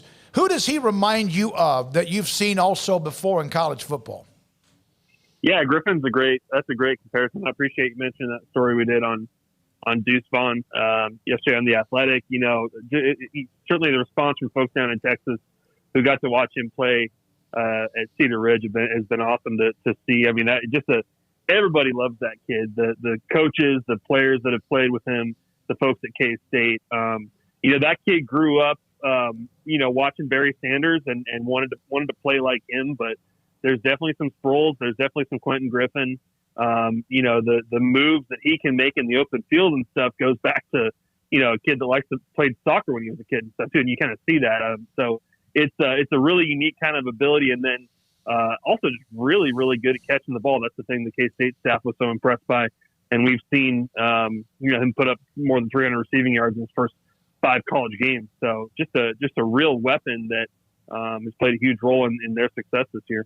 Max, what did you learn about Baylor or teams coming back from COVID, which we'll have to watch Florida do it this week, in Missouri, I guess maybe in Missouri do that, and about and how tough it is to come back and play after you've been out for that long? Yeah, I think that what's going on at Wisconsin this week, where you've got Graham Mertz and a bunch of key players, and then a bunch of coaches, including the head coach, out.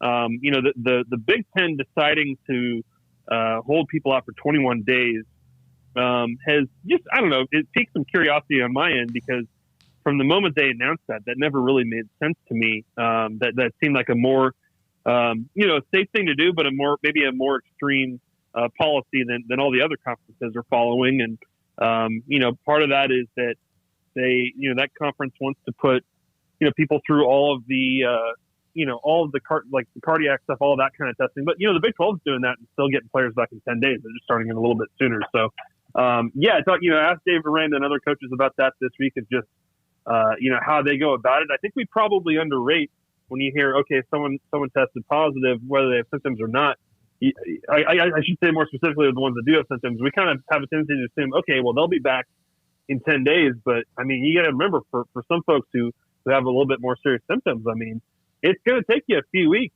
to get back to feeling 100% and playing like it. Max, what do you think about Baylor and TCU coming up on Saturday? Both teams need a win. Obviously, both teams don't like each other. Baylor had a little bit of drama earlier this week with their running back duo that's been settled down, it appears. And, TCU's had their struggles on offense and even defense to some extent. I mean, how do you view this matchup in Waco on Saturday?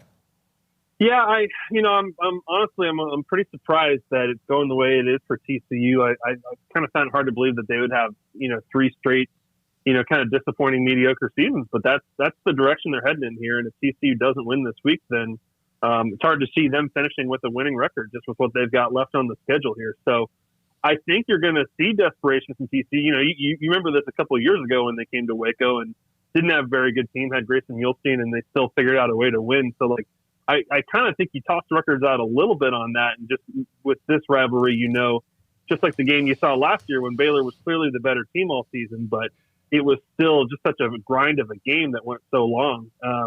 I kind of expect that with this one too, that these are two teams that are still trying to figure out a lot of things out. But kind of the hate in that rivalry, I think will bring out a pretty good competitive game. And I don't have a great feel for who's going to win it, to be honest. But I do think with where both of these teams are at and just how much they need to win right now, it's going to bring out, I think a pretty good game.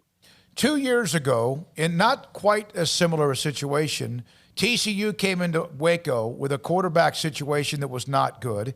Collins went down, I think, immediately early in that game. TCU was on the ropes. He could have knocked him out of bowl contention, and they came in with 2 plays from Jalen Reagor and beat a team. Not that Baylor was much better, because that was a team that kind of scratched and clawed to get into a bowl game. But this is kind of similar to that, in my opinion.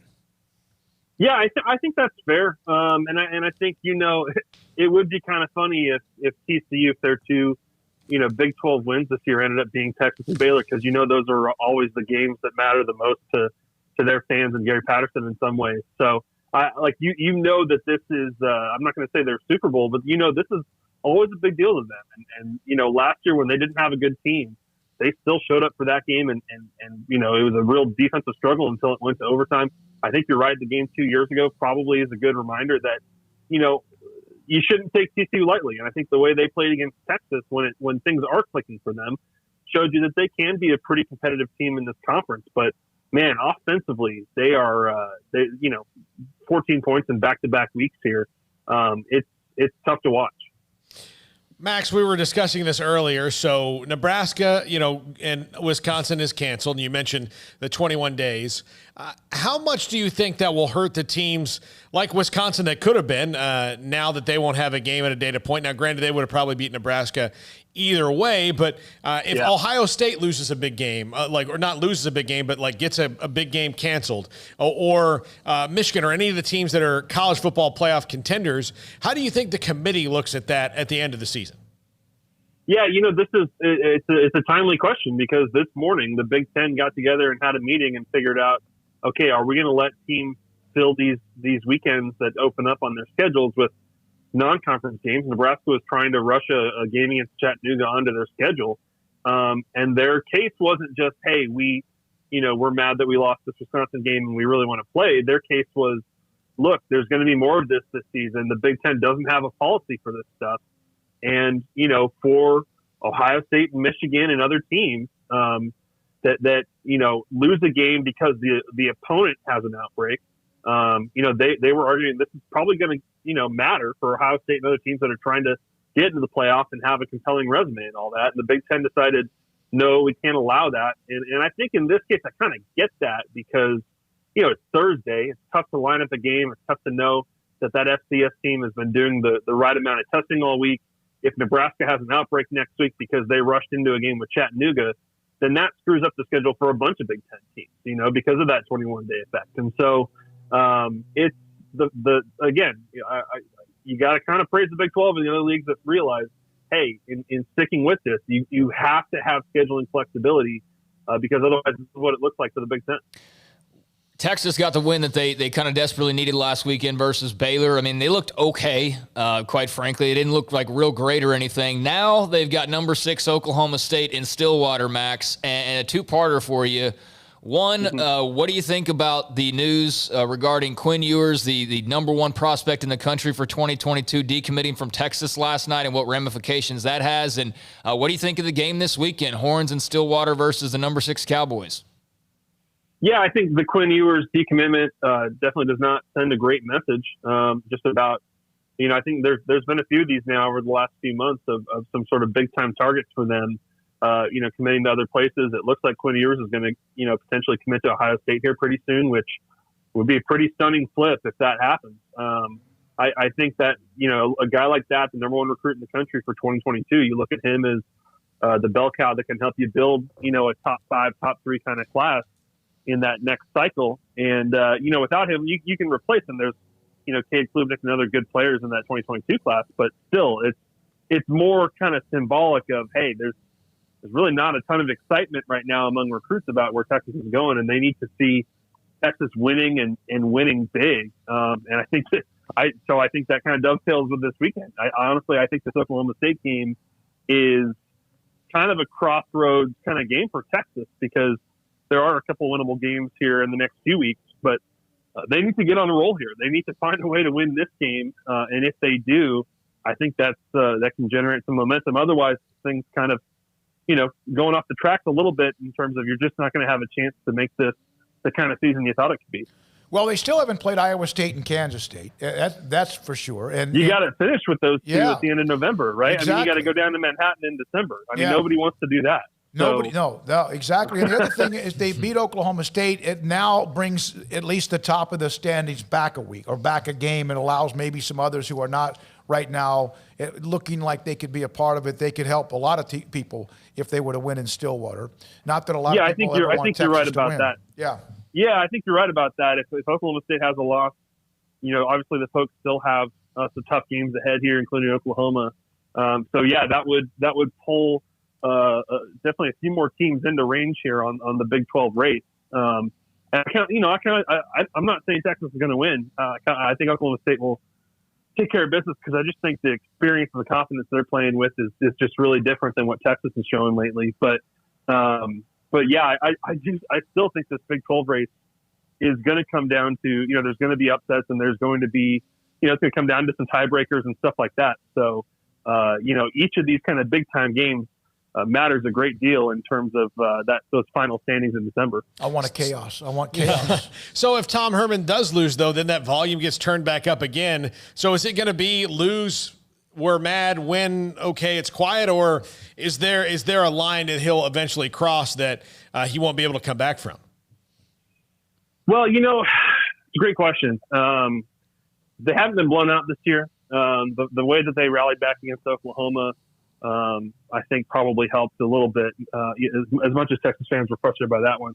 I think if Oklahoma State just really stomped them in this game, I think that would crank up the heat quite a bit. There's certainly just a lot of frustration. I mean, Texas fans, as usual, are growing impatient here because, as Tom Herman and everybody said, I mean, they circled 2020 as the big year. So if that turns into a 3 or 4 loss season again, I think you're going to have some people who just legitimately are questioning the direction of the program and whether Herman's the guy to get it done. Now, obviously, the conversation of who would be the next head coach of Texas is a fascinating one, and we could probably talk about that for an hour on your show. But I mean, I don't know what happens there. But in terms of building, in terms of the approval rating and building confidence in what's going on at Texas, I think this game's pretty important. My money's on Belichick, by the way, Max, for next Texas head coach. Yeah, and you think he's ready to? It's like Tom Brady's ready to shake it up to the end of his career. Right. I think they rejuvenate the dead body of Bear Bryant because before he passed away, he said his heart was always in Austin, Texas. Saban has regretted not taking that job.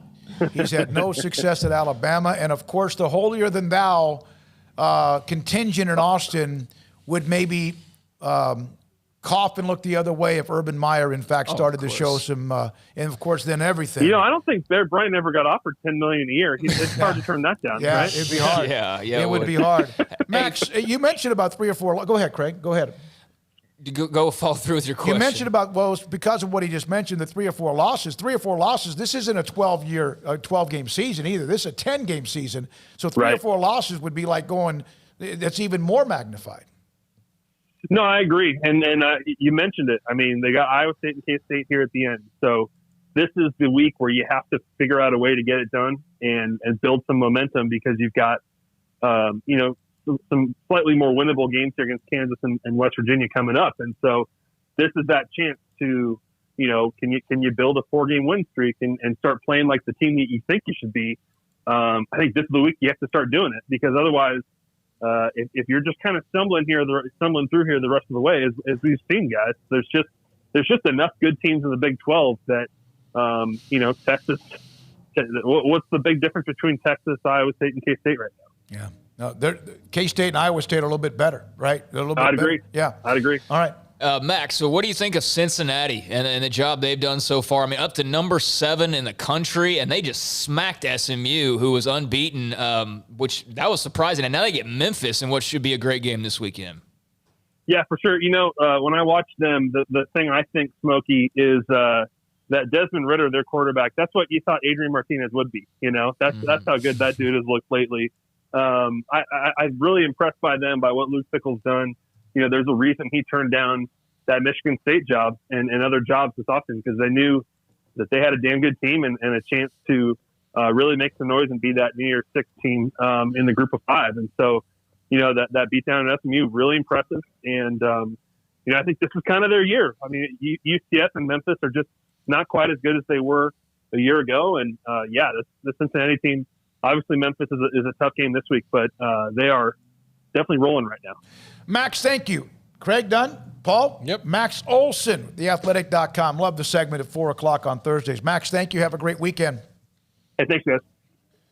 Every Thursday at 4 o'clock, of course, Mickey Spagnola will join us in about 10 minutes. I want to tease tomorrow for a second. Paul Catalina. We've had Mike Hicks on the show. We had him on back about a year or so ago in radio, and we had him on. He was inducted into the China Spring Hall of Fame. We had interviews with him throughout the time he was at Baylor, and he was not a person of many words. He was not. He was not Ahmad Dixon. No. Anti-Ahmad Dixon. Yeah. No, he was not going to. He was not going to. You had to be. You better be. And you kind of could gain some traction with him. He would know who you are. But he was not somebody that would just sit there and you could say that's going to be 8 to 12 minutes. Mm-hmm. So tomorrow, I doubted you. I doubted your abilities. I knew you'd get, 7 to 10 minutes out of him for sure. I just thought that eventually, Mike was going to get tired of it. Let me tell you something. We have Ron Francis tomorrow, one of the greats at Baylor history. He'll join us at 4. And Mike Hicks is going to join us at just after, Dave Aranda at 5, and then Mike Hicks just after that. Mike Hicks is now working for a hazmat company, which we knew about back when got out of coaching. It just wasn't working as far as the time and the, even the money, whatever. He's working at a place that handles disposable waste. Can you imagine in this day and age? And a lot of them are hospital. A lot of it's hospital waste. So I wonder how that has also changed because of what we know the waste is being used to identify COVID outbreaks and things like that. Remember I brought up this story about how searching through sewage and things like that. So I wonder if that's sort of been changed as well, just their dealings. He doesn't get quite into that, but that's what he does. That's a great point. And so he and I, earlier today, I had a chance to visit with him, and thanks to a lot of the insight from Phil Bennett, from Mark Bell at China Spring and many others, and just knowing Mike as well. My goodness, I'm just going to tell you, at 5:20 tomorrow, Mike Hicks, maybe like you've never heard him. He was incredible. We'll have that tomorrow at 5:20. Dave Aranda at 5. And then Ron Francis, former Baylor great, who played with the Cowboys from Baylor. Ron Francis will join us. We had James on yesterday. Ron Francis will join us tomorrow at 4 o'clock along with our regular segments. When we come back, Mickey Spagnola, pick him at 5 o'clock, the high school games. Also today, at 4:45, Midway's 0-3, Waco High tomorrow night at Panther Stadium. Obviously, those teams need a win. And then at tonight, Temple and Copper's Cove, right? Is that right? Tonight? No, tomorrow. Tomorrow night. No, tonight is Temple in Harker Heights. Temple, and that of course, Temple, Scott Stewart joins us. He'll join us today a little bit after, in about 30 minutes on their game against Heights in Killeen. This is SicEm365 Radio. Kickoff savings event continues on at Richard Carr, Buick GMC Cadillac. And what that means is all 2020 vehicles on their lot are priced to move right now, and you can get thousands of dollars off on a variety of different options. How about during the kickoff savings event, checking out a smooth, quiet ride and a first-class interior matched with power and durability? Well, that means you'd be checking out the GMC Sierra, which right now is $9,000 off for qualified buyers. A 2020 GMC Sierra, $9,000 off at Richard Carr. They've got the 3-row Buick Enclaves. It's a pretty amazing value in a luxury SUV. During the kickoff savings event, all 2020 3-row Buick Enclaves are $10,000 off. Or you can get the versatile and nimble Buick Encore for under $20,000 at only $19,900. And if you want to step up a little bit, a little more luxury, a little more style, well, they have the full line of Cadillacs as well. Right now, you can save $2,000 as part of the Cadillac experience, an XT4, the XT5, or the full-size 7-passenger Cadillac XT6. Again, $2,000 off all those vehicles. They've also got the 2020 Cadillac XT4s starting at only $34,690, and also one of the best sedan values on the market with the exhilarating 2020 Cadillac CT4 sedan starting at $32,995. It's a kickoff savings event at Richard Carr. Score huge savings right now on all vehicles in stock. Thousands of dollars in offers that you can check out on the lot right now. So go to richardcarr.com, find more information there, or come see the deals in person and check out that lot at Highway 6 and the Imperial Exit. And, of course, if you're not quite ready to get out or whatever the case may be, you can't get out, whatever, well, they've even got a better deal for you because customer service is priority number one. Give them a call, and they will bring the test drive to you. richardcarr.com. Boozers is the wedding ring store and more. If you're ready to get engaged or already married and want to upgrade your wife's ring for a special anniversary, Boozers is the place to go. With the largest selection of premier quality diamond engagement rings and wedding rings in Central Texas. They have 7 cases with over 300 styles of rings from top designers like Natalie Kay. Choose from yellow, white, or rose gold, plus beautiful top quality loose diamonds. With an in-house jeweler, they can also custom make anything you want. Bring in a picture or drawing and let Boozers create your one-of-a-kind pendant or ring. They can even use some of your old gold and diamond jewelry to create something new. At Boozers, you'll find a great selection of quality timepieces, and Boozers is the place for expert watch maintenance and repairs, too. They specialize in expert Rolex watch repair for fine jewelry, watches, custom work, and more. Go to Boozers on Valley Mills and Lake Air Drive in Waco. Boozers, the wedding ring store and more. Born in Waco, Brotherwell Brewing exists to serve the Central Texas community with locally crafted beer of the highest quality. They want to bring Central Texas closer to the brewing experience so everyone can enjoy well-made beer as much as they do. For 2.5 years, they've been bringing high-quality beer to Central Texas at their location on Bridge Street in East Waco. And this football season, you need to stop by on game day for curbside pickup or stop by their tent next to SicEm365 at Brazos Parking for your pregame refreshment. Brotherwell Brewing believes in community and bringing people together to enjoy products made in their community. So for your game day, whether it's a tailgate or at home, stop by Brotherwell Brewing for high-quality craft beer made right here in Central Texas, 400 East Bridge Street, and check them out online at brotherwell.com. Boots add protection. Good boots help you climb better and move forward faster. And when your son or daughter steps into the boots of a U.S. Army officer, they also learn how to lead. In these boots, they'll gain more confidence with expert training in one of more than 150 occupational specialties. In these boots, they'll stand a little taller and lead a team with diverse backgrounds and areas of expertise to successfully accomplish whatever challenge comes next. In these boots, they'll earn respect with valuable experience from day one that will give them solid footing for success into the future. Highly qualified candidates who earn a spot on our team can receive comprehensive health care coverage, college tuition assistance, and a bonus of up to $40,000. See all the things your son or daughter can achieve in our boots at GoArmy.com. U.S. Army Waco Recruiting Company, 254-598-8131 or 254-776-1543. In the market for a quality metal building? Since 1943, Pioneer Steel & Pipe has helped Central Texas residential and commercial customers with metal building design, panel options, building components, and trim options. Pioneer Steel & Pipe's residential line is energy efficient, offers low maintenance, reduces insurance payments, is impact resistant, and carries up to a 45-year limited warranty. In addition, they can also help you find a metal building contractor for your project. Pioneer Steel & Pipe with locations in Waco and Bryan and at pioneersboys.com.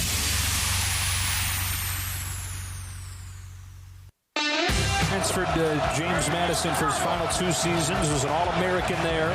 His first throw finds Amari Cooper, and Cooper's got a first down.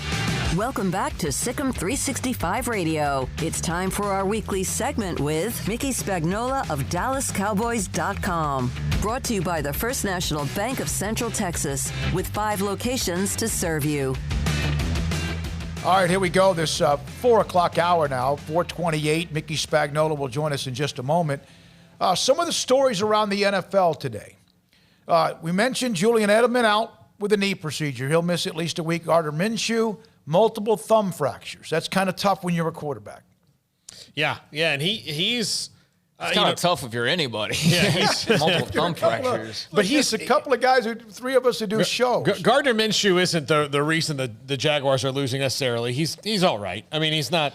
Yeah, their ownership has got a lot of interest. Tony Khan is the owner-operator of AEW, the wrestling company that started up last October. It's been real successful. And they've also got Fulham FC over in Europe. So, they got a lot of different interests in – Fulham's had some success, AEW's had some success, Jaguars have not. And I think their fan base is just hoping for a miracle, but they're the typical Jaguars is what they are. But no, it's not all Minshew. It's just it's overall they're just not a very good team. I didn't know this was possible. I thought the number would be much higher than this. But because of the changeover in coaching, Mike Tomlin against John Harbaugh, Steelers and Ravens, will become the first pair of head coaches since the Super Bowl era to play or face off 25 times in the regular season, which is 12 and a half years. Yeah. You're in the same division. You play each other twice. And that goes to show you how consistent both have been. Yeah, how consistent. They've won Super Bowls. They've been pretty good. Both organizations seem to have really, they get it at the top. But the fact that because we know the NFC East is topsy-turvy, but it's interesting that not 2 coaches or 2 teams with the same coaches have met more than 12 and a half years. That is an interesting note. Since 1968 or whatever. Yeah, and Ravens-Steelers should be a great matchup. I did want to mention as well, before we get to Mickey, that tonight you will have Matt Rule and the Panthers in action. 3-4 on the year, and they will be taking on the 1-6 Falcons. That should be a Panthers win. They should get to 500, but we'll see. But yeah, Matt Rule and the Panthers in action tonight. All right, we're joined by Mickey Spagnola, DallasCowboys.com, and a lot to get to. But Mickey, I wanted to bring this up. I just saw this note myself. Tomlin and John Harbaugh meet for the 25th time, and it's the only time that's been to that number since the 1960, the first Super Bowl. That it shows that the continuity of teams in the division, how much change there might be, that there's never been these 2 coaches in the same division meet for more than 12 and a half years? Yeah, that probably sounds right. You understand the turnover. And one of the reasons there's turnover is because teams aren't experiencing enough success, right? So, yeah, a little bit of oddity. And to help Matt Rule out, tonight, just fall behind the Falcons and you have a chance to win. Yeah, that's exactly right. Get down big, and then you'll definitely win the game. Mickey, I do have to ask you about this real quick. So today on the press conference. Oh, boy. This wasn't you. I know it wasn't you. I know your voice well enough. But somebody asked Mike Tomlin a question that one of the other media members didn't like, and you could hear somebody go, "Oh, God," on the call. You know what, Paul? You're not right. It was me. It was you? Oh, I was sticking up for you, Mickey. I thought it wasn't you. I didn't mute my mic. I was sort of out of whack. I hadn't been in here for 2 weeks, and they start the Thursday press conference at 10:15 instead of 10:30, and I got caught off guard because I'm usually in the room, right? Mm-hmm. And I heard somebody had it on, and I'm going, I said it's 10:18, so I dialed real quickly to get on it, and I forgot to mute my phone. So yeah, so it was me. What happened? Cracked everybody up. Well, look, Mickey, in your defense, it was a really long question that wasn't going to get the answer that they wanted. Well, and it was like what was going through my mind was, are you going to write about whatever answer you get to that question? Like, are you going to write 15 inches on changing the routine in practice? Like, that's going to help this team out? So, yeah, I'm just glad that's all I said, right? Yeah, you could have, been like a story. Oh, I could have been maybe told don't come back ever again. Yeah. At least you're not that dude from the New Yorker. That was the worst Zoom right there. Yeah. So anyway, everybody got a kick out of it here. And my understanding was when I told Scott Agulnik, the Cowboys assistant PR director, I texted him right away and I said, hey, when this is over, apologize to Mike for me for doing that. And he goes, oh, no, he thought it was pretty funny. And see, the backstory was, if you guys listened yesterday, he got a question, something to the effect that, is it going to be more difficult to come up with a game plan for a rookie quarterback than it would be for Dak or Andy Dalton? And McCarthy kind of went, are you serious? He goes, I can't see your face under your mask if you're laughing or not. Like, it was a ridiculous question, right? And so this follows up the very next day, and that's why he said, hey, that wasn't me. I didn't say that. Mickey Spagnola with us Thursdays at 4:30, DallasCowboys.com. All right, so they're cleaning house, or they are at least getting rid of some of the issues or those who aren't productive.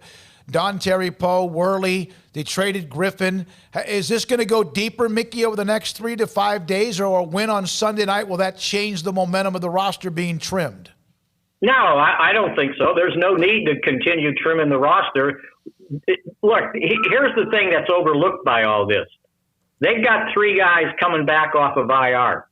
Sean Lee, Chidobe Awuzie, and Joe Looney. So they were going to have to make room on their 53-man roster for those guys. Now, I don't know if they're all 3 going to come back this week, but they were all 3 going to come back either this week or next week. Chidobe Awuzie for sure this week. So they were going to have to open up 3 spots on their 53-man roster. So basically what they did is, okay, these guys likely aren't coming back next year. Neither of the 3. 2 of them were on 1-year deals. So instead of us continuing to pay them bonuses per game, let's just wash our hands of them. And that's our 3 spots. So this perception that they were selling off and getting rid of people is just not accurate. Don Terry Poe, and I think I've told you guys this for the last 2 weeks. Now I can tell you this for the last 3 weeks. He has played anywhere from 40 to 45% of the snaps in the last 3 games. And he's zeroed out. Nothing. His name, you know how you get the game book afterwards? His name is not even listed on the defensive chart. That means he didn't get a tackle, an assisted tackle, a quarterback pressure, no tackles for losses, no forced fumbles, nothing. 3 games in a row. And then Jerry points out last night in his interview with Mortensen that he's not making weight either. And it's like, and how do you tell if somebody's 350 pounds and they're overweight, right? What's another 20 pounds? So to me, they should have cut him a long time ago. And then the worst part was I saw 1 or 2 people trying to bring up that they cut him because he kneels for the national anthem. I said, no, it's not kneeling for the national anthem. It's kneeling on the field when he's supposed to be playing. That's fair. So that's my story on that. Mickey, the way I look at the players that they did, look, Worley was bad. I mean, so he was losing his time. He didn't play well at all. Don Terry Poe just got into, and Everson Griffin played the best out of those 3, but he's playing in the wrong system. So why not try to do something different and move him on if you're just spinning your wheels with him? Absolutely, and they'll save $3 million on the salary cap for what they were going to owe him. So. I mean, and what did they get for him, right? That tells you the quality that he was playing at. Now, this last game probably was his best game. But you got a conditional sixth for a guy that was a Pro Bowler last year. So yeah, it wasn't working out. And I don't think he was like a problem in the locker room or anything like that. But I got the sense that he was an independent contractor, like he was hunting sacks, but he didn't care about anything else. You know, and one of the things that's important for a defensive end is to set the edge against the run. And I don't need to remind you guys how bad this team was against and is against the run. He was going to be a progress stopper. Now you can get Randy Gregory more snaps, Aldon Smith more snaps, and inside some young guys more snaps. So I'm not thinking this is going to solve anything, and I don't think they were trying to send a message to the rest of the team, boy, you better get yourself in shape or you're out of here. That wasn't the case. It was non-production, and they needed 3 roster spots. Mickey, do you see them making any type of moves that will turn heads before the trade deadline? I don't see what they could do to turn heads, right? I mean, you trade somebody, but they still have a job. And I don't know who they have that somebody would trade for, or you would get in return what it was worth. You know, I keep hearing all this stuff about Michael Gallup. Right. Why in the world would they trade Michael Gallup? He's inexpensive, and they have control of him next year because he'll be a restricted free agent. No, that would be counterproductive to me, because it's not all about this year, right? It's about building towards continuing to build towards the future. And I think Michael Gallup is a wonderful asset and a good person to have on your team. So yeah, unless something falls in their lap and somebody's trying to, get rid of somebody that makes sense. But how many trades are you going to make? One trade is not going to turn this team around. No, Mickey, I actually had that discussion with somebody the other day, said that they should trade for a quarterback. And I was like, well, who would want to come play for this? My question was, the quarterback that they suggested was RG3. I said, look, I know you're a Baylor fan and you're a Cowboy fan, but don't you like RG3 enough for him not to get killed? Yeah. I mean, like, he's going to get killed. And then here's the other thing is you don't get instant gratification from a trade, because the guy's going to have to take 6 days to go through protocol. COVID protocol before he's let into any sort of practice. He would get virtual meetings, but not. And then he's got to learn your system, right? Mm-hmm. And how long is that going to take? So you just kind of got to. I mean, Andy Dalton at some point will get out of concussion protocol, and that's the reason they brought him in, to be the experienced backup quarterback. They didn't plan on the experienced backup quarterback playing for the first time against 4/5 of your offensive line missing. How much of a boost do you think Zach Martin being back will have? Yeah, I think it helps out greatly. I don't think it solves all their problems, but at least it gives them somebody with some experience out there, something to help these young guys out. Look at the difference between. And I think this guy has played well. Tyler Biadasz, the center, the rookie center, I think he's played well, but he's playing to his right side. He was playing with Connor McGovern, who hadn't had any NFL snaps until the previous week when he had to come in for Zap, and then he got his first start. He's been in the league 2 years and had no snaps until that game. So now you got a rookie center with a first-time player at right guard. Now he's got Zach Martin next to him. That's certainly going to help out, and a guy that can kind of give these young kids some direction. I don't know how much this is going to help, but Cam Irving, who they signed to be the backup swing tackle, hadn't been available till last week. He gets hurt in the first game, and then he gets sick. He was sick during training camp, so he didn't get much practice. Well, at least he's out there and he's played in the league at left tackle. Now, I don't know if he's the solution there. I think the jury's still out, but at least he's been around the block. And you don't have 2 guys at offensive tackle that are undrafted and really had never played hardly at all in the NFL. So what they were facing on that offensive line was kind of unprecedented. And then you lose your quarterback, and here comes the raw rookie with no preseason snaps. It's like, all right, go at it, big boy. It's all yours. It's just it's sort of the worst situation you could run into. But again, you know what? The Eagles, they're not exactly setting the world on fire over there. They've got one tie more than the Cowboys. That's why they're in first place. Same amount of wins, one less loss. They got a tie. And they're turning the ball over left and right. We make fun of the Cowboys, 16 turnovers. Well, the Eagles got 13. And their veteran quarterback, has been sacked 28 times. We factor that out over 16 games. He's headed to a 64 sack season. So it's almost like, okay, who's not as bad going into this game? They might win. Yeah, it's obviously a win kind of gives you a little juice. A loss, and you're a game and a half back, even if there's still half the season to go. I was stunned, Mickey, and I'm a lifelong Washington football, whatever they're called, fan, although they have been dreadful for almost 20-something years. Other than a couple of years. I was stunned at how they could do nothing.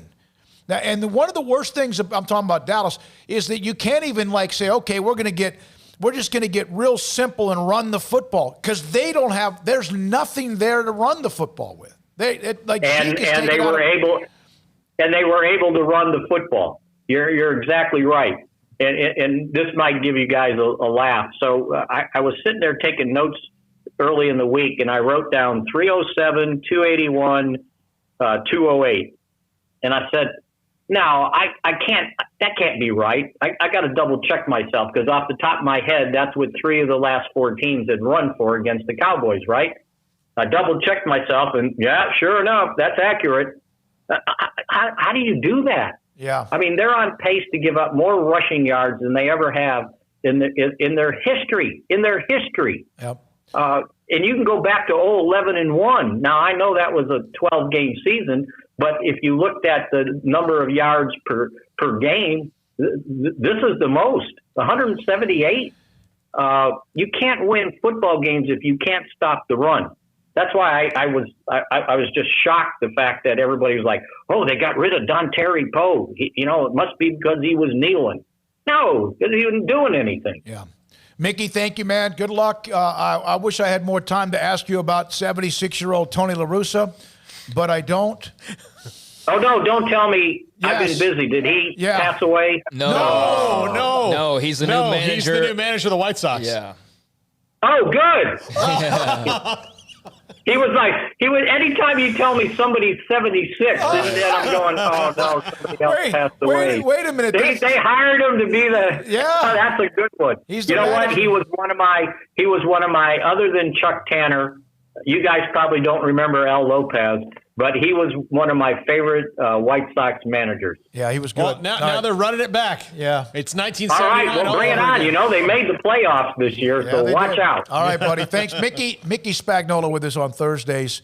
Mickey's been on a show with me now, every year, but perhaps a couple since I started talk radio back in 1990. Met him in Austin when the camp was at St. Edwards. I'm glad we were able to make that story good for him. Yeah, I was thinking he was going to go, oh, my God. Well, they had success. If the Rangers brought back Ron Washington right now, would there be a juice from the fan base? Oh, they'd love it. Or if Johnny Oates was still alive, would there be a little bit of a juice from the fan base? Yeah. The problem is it's not the manager. It's everything that the manager has to deal with, and it could be also a young manager as well. When we come back, so Midway's 0-3, and they were 0-3 in 2015, but different scenario. They were on their way to eventually going 3 rounds deep in the playoffs. Can they find a way to get back on track? Waco High, of course, struggling as well. They'll play tomorrow night. We'll have Jeff Hume. And Temple and Harker Heights tonight at Leo Buckley. Temple Scott Stewart, 5 o'clock today. High school pick'em at 5:30. Sam Bradshaw breaks down what Baylor and TCU expect and what should be done and what can they do. That's also today, SicEm365 Radio.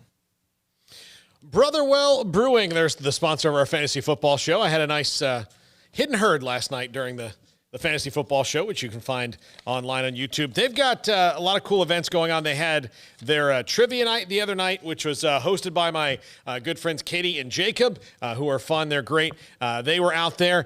So they're going to have great events now that they're opened at a obviously limited capacity. So for those events, check out their Instagram or their Facebook feeds, or I believe they're on Twitter, but Instagram and Facebook has all their events coming up. But look, we've been cooped up for a long time. It's time to maybe get out and do something. Obviously, socially distanced and safe, masked and all that stuff, all there at Brotherwell. And if you're a fan of craft beer, you need to check out Brotherwell Brewing at 400 East Bridge Street, just a couple blocks down from us here at SicEm365 Radio. They're fantastic. They're going to be out at the Brazos Parking Tailgate on Saturday, so there'll be a booth out there. So if you're a fan of craft beer and have not tried Brotherwell yet, you've got lots of opportunities to do it. More information at brotherwell.com and on Facebook and Instagram.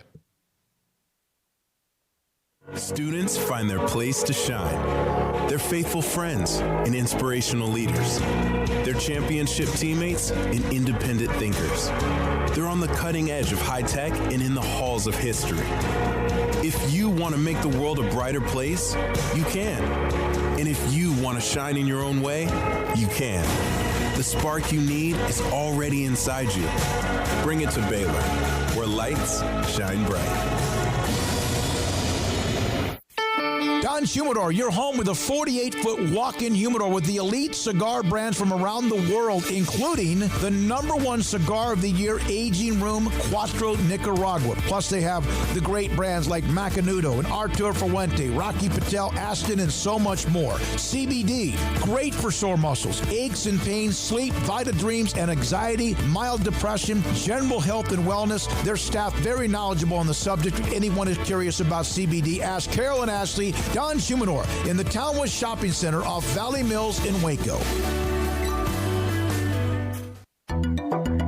It takes time to reach goals. It's a truth that applies to more than sports. It goes for your financial goals as well. You work hard for your money, and you deserve an investment strategy that lines up with your game plan. And Tom Albers, your Edward Jones financial advisor, can help. If your financial investments aren't putting forth the effort you desire, stop by today for a financial review. Tom Albers, 4301 Lakeshore Drive, 254-776-7605. Edward Jones, member SIPC. Hey, this is Bryce Petty, former starting quarterback and two-time Big 12 champion, and I know firsthand the importance of being in top shape both on and off the field. So listen up, men. If you're feeling beat down day in and day out and looking for that high-performance edge that separates the men from the boys, then look no further than the Petty Clinic Low T in Waco. Petty Clinic is a comprehensive men's healthcare clinic with an atmosphere catering to men. Board-certified Dr. Kent Petty has a special interest in offering the highest quality medical care to men of all ages. Some of the services offered include screening and treatment for low testosterone or thyroid, infertility, high blood pressure, diabetes, high cholesterol, sleep apnea, while offering comprehensive wellness exams and complete men's health lab panels. High performance men, remember, it's not just a Petty thing. This is Bryce Petty, encouraging you to reach out and Google search Petty Clinic Low T or go to pettycliniclowt.com and get your complimentary lab screening today. It's the heat of the summer, but the real heat is what you're cooking on the grill, smoker, or in the oven. So Waco Custom Marketplace can be your go-to playmaker for summertime grilling. You can't go eat anywhere else? Be your own chef with custom-ordered and cut ribeyes, sirloins, fillets, New York strips with a focus on high-quality beef at a competitive price. Waco Custom Marketplace also has fresh deli cuts with sliced turkey, ham, pepperoni, or corned beef. Waco Custom Marketplace also your home for the freshest seafood in town. Salmon, shrimp, mahi-mahi, great priced chicken products, whole birds, tenders, chicken breast, and wings. Waco Custom Marketplace with smoked items unique to Waco, house-made bacon, summer sausage, boudin, hot links, and German sausage. Every seasoning for every occasion, grilling, baking, or frying. Your hometown grocery store with canned goods, pasta, fresh baked bread, buns, chips, sauce, condiments to pickles, charcoal and lighter fluid, cold beer and wine, best kolaches in Waco, mouth-watering cinnamon rolls, and here for the community every single day, helping you avoid the long lines in crowded stores, serving quality products to the Waco community. Go online for the weekly value boxes. Family owned and operated Waco Custom Marketplace, 425 Lake Air Drive in Waco or WacoCustomMarketplace.com. Hi, this is Jeff Hume, head football coach at Midway High School, and you're listening to SicEm365 Radio with David Smoke, Paul Catalina, and Craig Smoke. This segment with Midway Panthers football coach Jeff Hume is sponsored by Texas Farm Bureau Insurance, U.S. Army Waco Recruiting Company, Southwest Sports Medicine, Automatic Chef, Bert Colchin Ford, Barrera's Landscape and Nursery, Petty Clinic Low T, Halo Athletic Center, First National Bank of Central Texas, Camille Johnson Realtors. Jeff, obviously your back's against the wall right now after the loss to Mansfield, and you've had an extra day to kind of decompress Waco High this week. Where is your football team, and do you have an identity yet of who you are? Yeah, it was a tough loss. We felt like we could have won the game. We should have won the game. We just didn't convert. That 4th and 1 with about 4.5 to play, and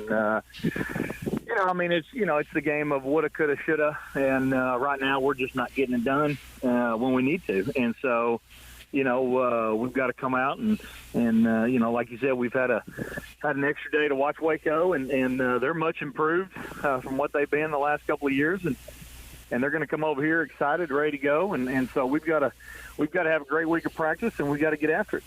Yeah, I've talked to Kwame a couple of different times, even back before anything began, because they had the late start like you did, and he just felt like there was a little bit of something different, that they're, a year older, they're tired of getting sand kicked in their face. Even though Duncanville blew them away, they're going to do that to a lot of people.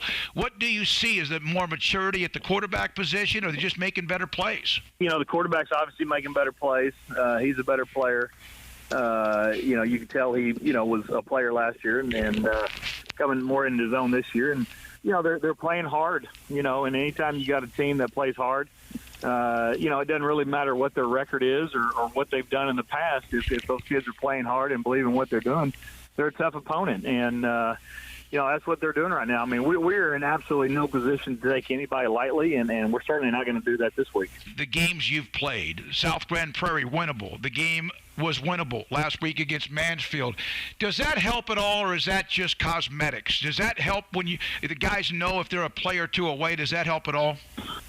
Well, absolutely it does. I mean, you certainly don't want to lose 3 games like we did to Westlake, and I think our team knows and realizes that we are 1 or 2 plays away for being 2-1, and that's sort of what we talked about with them Friday. Is what would our attitude and what would we be feeling right now had we won those 2 close games? We were sitting 2-1 instead of 0-3, and so I mean they know we're close, and they know what we got to do to get it done, and we've got some games coming up that we need to get after it. There's no doubt about it. I mean, we've got and we're not looking ahead to anybody because we can't afford to do that. I mean, we're focusing right now on Waco, and we got to try to go out there and somehow find a win. Obviously, you have to worry about the Lions. But with the way the district is set up, and if you guys end up playing every game, you have time to get back in it. But because of the zone setup, does that make this game a must-win? Oh, there's no doubt. I mean, absolutely. Because of the way they set up the zone, which is I was 100% in agreement with. Because of COVID, you just don't know what's going to happen. We've got to win this game to give ourselves a chance to get in the playoffs. If we don't, if we come out and stub our toe, then something happens with COVID, then, we're out of the playoffs. And so, we got to come out there and play ball and believe in ourselves and believe in your teammate next to you, and let's just go get it. Hey, guys. Scott Stewart here, head football coach of the Fighting Wildcats from Temple High School in Temple by God, Texas, and you're listening to SicEm365 Radio with David Smoke, Paul Catalina, and Craig Smoke. This segment with Temple Wildcats football coach Scott Stewart is sponsored by Texas Farm Bureau Insurance, U.S. Army Waco Recruiting Company, Southwest Sports Medicine. Coach, a big win over Bryan, 44-7. Your team just keeps responding week after week. No matter what happens, they seem to build. What are your thoughts after that game against Bryan about where your team is right now? Well, I mean, I still don't think we played our best football, and I know that's cliche that a lot of coaches say, but I mean, it was our best 48 minutes that we put together as far as just effort and minimizing catastrophic mistakes and just playing sound football. But now the challenge is how good do we want to be? How good can we get? With the tools that we have, and so they respond. This group is a young group, and I guess in some ways that's a silver lining because they don't know. They don't know that they're good, and sometimes you get a group that's got 17 returning starters with 38 seniors, and sometimes those guys will kind of feel themselves a little bit and won't show up week in and week out. These kids just love playing ball. They got a workman mentality, and they just kind of show up and do their thing. Thursday night against Harker Heights. It's always, you go to Leo Buckley Stadium on Thursday night, some weird things can happen, and these are two good teams that are going to be playing each other. What have you seen from the night so far? Well, I mean, they're hyper athletic. They've got great, and they're not good. They've got great team speed. They fly around on defense. They've got some weapons on offense. So, it's you let those guys get away from you, it'll be Katie bar the door. And like you said, they're defending their home turf. Leo Buckley on Thursday, it can be kind of funky just because it's not the typical atmosphere that you would have for a Friday night, and so we're going to have to thwart a bunch of distractions and try to handle business on the road. Is there a difference in playing the Thursday nights in your preparation other than just having that one last day to get through it? Is it a challenge as a coach, especially the first one of the year that you have? Well, and we didn't have one last year, so this group hadn't had one because we don't have. We might have two kids on the team that were on squad 18 when we played twice over there on Thursday nights. It can be a challenge. What we do is we kind of hybridize Monday and Tuesday and kind of make those Monday is a Monday/Tuesday and Tuesday is a Tuesday/Wednesday of a normal week. And then, but today, everything from last night we walked off practice field to kickoff is going to be exactly like it always is. I try to give these kids some normalcy and some routine. So it can be a distraction, but we're not going to talk about it. I mean, we're just going to go try to handle business and prepare like we prepare from this point on. Employee pricing is back at Allen Samuels, exclusively on the king of minivans, the new 2020 Chrysler Pacifica. Get employee pricing plus financing as low as 0% or employee pricing and up to $4,250 in cash. You get Pacifica loaded up with style, comfort, and options all in one gorgeous minivan. Employee pricing with special financing or cash. Choices are always great at your friend in the car business, Allen Samuels. Stepping into the boots of a U.S. Army officer can add confidence and leadership skills to your son or daughter's career path. See all the things they can achieve in our boots at GoArmy.com. U.S. Army Waco Recruiting Company, 254-598-8131 or 254-776-1543. Parenting is full of surprises. You never know what to expect. So after our son was born, I called my Texas Farm Bureau insurance agent to set up a life insurance policy in case something happened to me. Sawyer is now 2. And we'll soon have a sister. There's no one else I would trust with protecting my family. Stop by and see our agents at one of our 3 McLennan County locations. Coverage and discounts are subject to qualifications and policy terms and may vary by situation. How often have you said it's time to get in shape every day, every week, every month, maybe for as long as you can remember? How about starting today? I promise if you'll just join Waco Regional Tennis and Fitness now, you'll thank me later. Hi, this is David Smoke, offering a variety of 40 group exercise classes every single week, including boot camp on Tuesdays and Thursdays at 5:15, plus spin, body shaping, Pilates, yoga, and bar. And there's a free kids club as well. Waco Regional Tennis and Fitness open Monday through Thursday, 5 to 10, Friday 5 to 8, Saturday and Sunday 7 to 7, and personal trainers Christy London and Randall Court. World-class tennis facility with pros Britt Coleman and Joe Rosa with lessons, camps, and special events. Spacious and clean workout rooms, locker room for men and women, both with a whirlpool and sauna, and now there's touchless bottle filling stations. No intimidation, tremendous camaraderie, an entirely new atmosphere, and yes, you can do this, but you have to walk through the front door. It's time to react today, not tomorrow. Waco Regional Tennis and Fitness on Lakeshore Drive in Waco.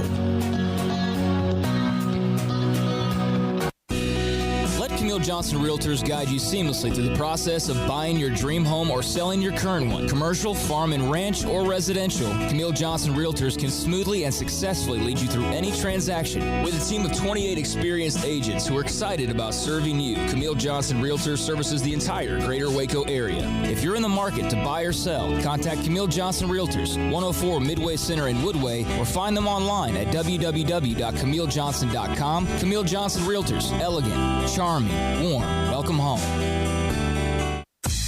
Southwest Sports Medicine and Orthopedics, the team physicians for Baylor Athletics, specializing in diagnosis and treatment of any and all sport-related injuries, celebrating over a decade of service to Central Texas. They tackle all surgical and non-surgical problems that arise from an active lifestyle. Trust the doctors that Baylor trust, and when injuries sideline you, don't wait for Monday. Join us at 8:30 on Saturday mornings for a post-game injury evaluation clinic. Southwest Sports Medicine and Orthopedics. We get you back in the game. Welcome back to SicEm365 Radio. The 5 o'clock hour is brought to you by Edward Jones and financial advisor Cam Heathcott. Edward Jones, making sense of investing. Trey bounces outside left, 35-40. There he goes again, 50. Weisner, you're kidding me. Stop! 74 yards. Lightning quick. This high school football segment is sponsored by Southwest Sports Medicine. We'll get you back in the game. Now, here's David Smoke, Paul Catalina, and Craig Smoke. Welcome back into SicEm365 Radio. Paul Catalina, David Smoke, and Craig Smoke. You just saw him make a cameo walking across the cameras there. Yeah. In the Fortunately, blue shirt. we weren't up yet. So no. Yeah. I was looking at our new screens here. Yeah. Okay, I realize now. There we go. No, See if what happens when I go get something for you guys? If people didn't hear it earlier, we've now, obviously the studios are pretty much done, but there's like little additions here and there and little things that come up. But one thing that's different today is we've got this monitor that's in front of Armstrong's desk over here where we can see all the different screens and everything, and that's pretty cool. That's really cool, so we can have a better idea of just kind of how it looks on TV. But, here we are, 5 o'clock hour. Yeah. All right, we got high school pick'em. Paul. We do. Oh, wow, we do have those. Oh, I just wanted to pass along one quick college football note. Baylor's getting ready to play TCU this weekend. Do you guys remember that incredible catch by Tavalence Hunt last year in that game? Absolutely, the overtime catch. Foot kind of kicked down at the end. Corner. It looked like the game was over. Yeah, so he had that incredible catch. Thought Baylor had won. Eventually they would win, but he has entered the transfer portal today. That just came down that Tavalence Hunt, who had that big overtime catch versus Baylor last year, with TCU up next this Saturday, he has entered the transfer portal. He's a kid from Texas High, I think. I think he played at Texas High, which has produced a lot of they got a really good team this year. But Texas High over the years has produced some fantastic talent. Nathan Vasher's one, Ryan Mallett among some others. Now, all right, so last week Paul jumped he didn't jump ahead of anybody. Despite a 19-1 week, the only game you lost was the Arlington Bowie game. You went 19-1 and gained traction ahead of people who were behind you. Yes, I didn't jump anybody, but I put some distance. So right now I still have the same lead as I had before, right, Craig? 4. Yeah, I believe Grayson so. 4 back, then Paul Bryan, Deontay Dillon. Deontay and Dillon are putting up some impressive weeks now, and so here we go with week number 10 of the high school football season. Waco High and Midway both are looking for their first win. Paul. Midway. I'll go Midway. Midway as well. Craig, Belton at Bryan. This is tough. I'm going to go Bryan, though. I think that's a good pick. I'm going to go Belton. I spoke with a coach in 12-6A, and he's like, man, Bryan, you look at Belton, they got Reed, the running back. I'm going to stick with what I had before, which is Belton. Paul? My father was a graduate of Bryan High School, and since it's going to be a toss-up game, I'm going to lean to Dad. So. Go Vikings, go. Yeah, he was a Bronco. They weren't even the Vikings then. Sure. Why change that name? I don't know. Yeah, that's a unique name. There's not many. All right, Shoemaker against Copper's Cove on the road, and I'll take Shoemaker. Paul? Shoemaker. I'm going to take Shoemaker. Now we stay in that district, which means, God help us, Killeen High and Ellison. Paul. I'll take Ellison. I'm going to go Killeen. I'll take Ellison and... Dang it, Smokey. Well, no. Mine are already written down, so there's one or two that I haven't. All right, So I made a terrible pick. I'll tell you this. Again, I talked to some coaches in that district because we've known them for so long, and Ellison, there's like a lot of head scratching. They're 1-4. And... All right, now, Craig, you're Everman at University. Go Everman. I'll go Everman. One of the weirdest nights we ever spent in high school football was at Everman. Yeah, Everman. That was a long time ago. It was a long time ago, yeah. It's when Midway was 5A. At the time it was, I guess, a non-district game. Now, this is a game that's a flip 'em. This is A&M Consolidated. Lee Fedora, Larry's brother, at unbeaten, I think, Huntsville. Both of them are undefeated. I'm going to take A&M Consolidated. I think they have more big play people, but this is a game that could go either way. I'll take A&M Consolidated. So will I. Rodney, by the way, Southern, the head coach at Huntsville. Oh. I think that's who it is. I'll take A&M Consolidated, although Rodney Southern, old friend. I used to do a show with him every week. Heritage at Stephenville. Paul. Heritage. Yeah, and I will too. And you wonder, Stephenville's going to, it could be a high-scoring game. Heritage coming off the win against La Vega. Do they think too highly of themselves and stay focused or whatever? I'll take Heritage. Okay, Craig, man, this is a game that was made up because of COVID and cancellations and whatever. Grandview at Glenrose. Grandview, all right. Connolly at China Spring. So who's picking first on this one? I am. Haven't done it yet, have you? I'll take China Spring. I like what I've seen from Connolly here lately. I haven't seen China Spring play. I don't know who else available and everything like that, all the ins and outs. But I'm going to go with China Spring. I think they probably played more consistently all year, and I can't shake just the way Connolly can sometimes just hurt themselves. So I think Connolly can win this football game. I have no doubts they can win this football game, but I am going to pick China Spring, although I would love to pick Connolly here. All right, this is heads or tails, right? No, that's a dollar. That's not how it works. No. You have a coin? No. That's how I feel about There's this a coin game. shortage. No, if I throw it in the air and it comes up heads. Well, get near the microphone first. Yeah, this is heads, and this is tails. Okay. Conley, we saw what they did last week against not a team that's very good in Gatesville, right? Mm-hmm. I like what I saw. I think China Spring's the favorite, and every time I've picked against China Spring this year, I think all but one time they've won. That's the best way. That's the best way possible to pick the game. Yeah. What did Lane? You didn't even look. You didn't say what. You flip it. You flip it. China Springs heads, Conley tails. That's how I feel about this game. You got a coin flip off screen here. Tails. I'll take Conley. All right. Craig, you took China Spring. Paul? I'll take Conley. I like what I saw from them. I don't have any. I like what I've seen from them and the two times I've gotten to see them practice in the last couple of weeks, in that there's a little bit more unification than there was before. No, I think they can win this game. And look, my player profile this week is Torrey Pullen, and he's been kind of the problem when it comes to penalties, and he's very accepting of his role in that. And because of that, I have more faith, because sometimes when you have a guy who's emotional, and I asked him, he's a senior, it's his 10th game or 9th. But I asked him about it, and sometimes a guy will be like, well, no. He was very, he told me he was very accepting of his role in it, and so I just have faith. Okay. Gatesville and Gerald, and I think this is Craig. No, Paul, your turn. Gatesville, Gerald at Gatesville. I'm going to pick Gatesville just because they have more players. Okay. Because Gerald's numbers were way Paul, down. Craig? Gatesville. I do too. All right, Craig, this is your turn. This is another great one. Rockdale at Troy. Yeah. Man, I've struggled with this one. Golly. I'll take Rockdale. I put Rockdale down. I'll go with Rockdale. Right, I have that Zach Herbachick and that just that in my mind, but I had Rockdale down, so I'll go Rockdale. Yeah, I'll take Rockdale. All right, my turn. Yo at McGregor, and I know that Yo's a beaten, wounded animal right now, but I still feel like McGregor could put up points. This is a crazy district, but I feel like Yo, they had a tough. I'm going to take Yo. Paul? I'll take Yo. All right, Craig? It's the last time, man. Last time I'm picking Yo. It won't be. I'll tell you this: if they don't win this one, you may not have to worry about them being able to pick them next week. Good, because they've cost me more losses than probably any team this year, and that includes six-man, which I'm normally terrible at. So I'll go Yo, but I'm not real confident in it. All right, now we'll go back. This is Paul. Your turn. Lexington at Buffalo. Lexington.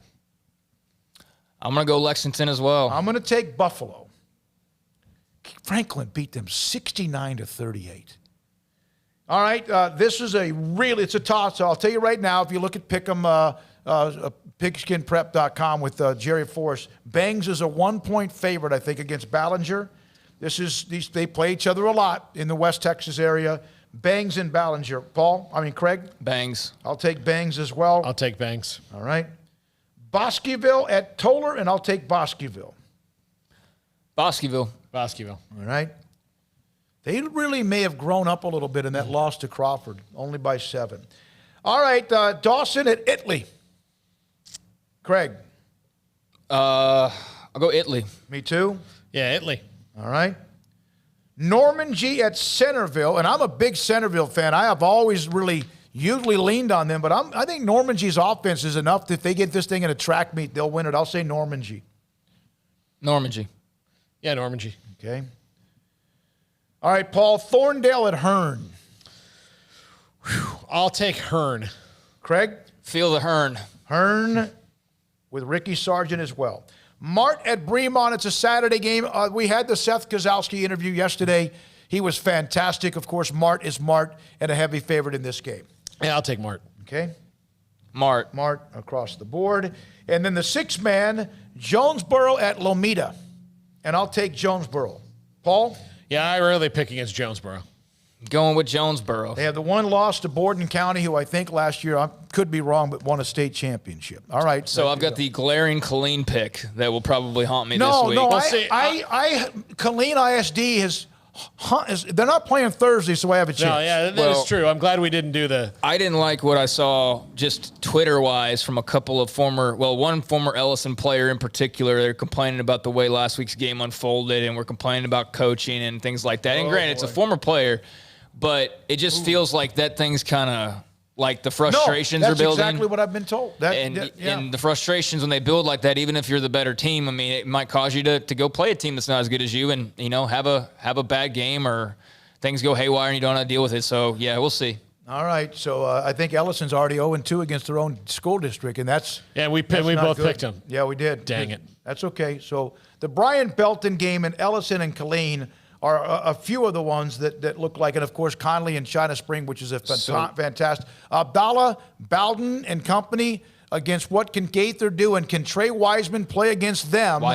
Wisner play against them the way he's played against the teams that have not been very good, but he has not shown up at a high level, and he's capable against La Vega or Springtown or Salado. Well, La Vega, they made it very clear. And what do we have, 2 differences this week? Yeah, just the Bryan game and the Killeen Ellison game? And then Connolly and China Spring. Oh, okay. So we got 3 different. Okay.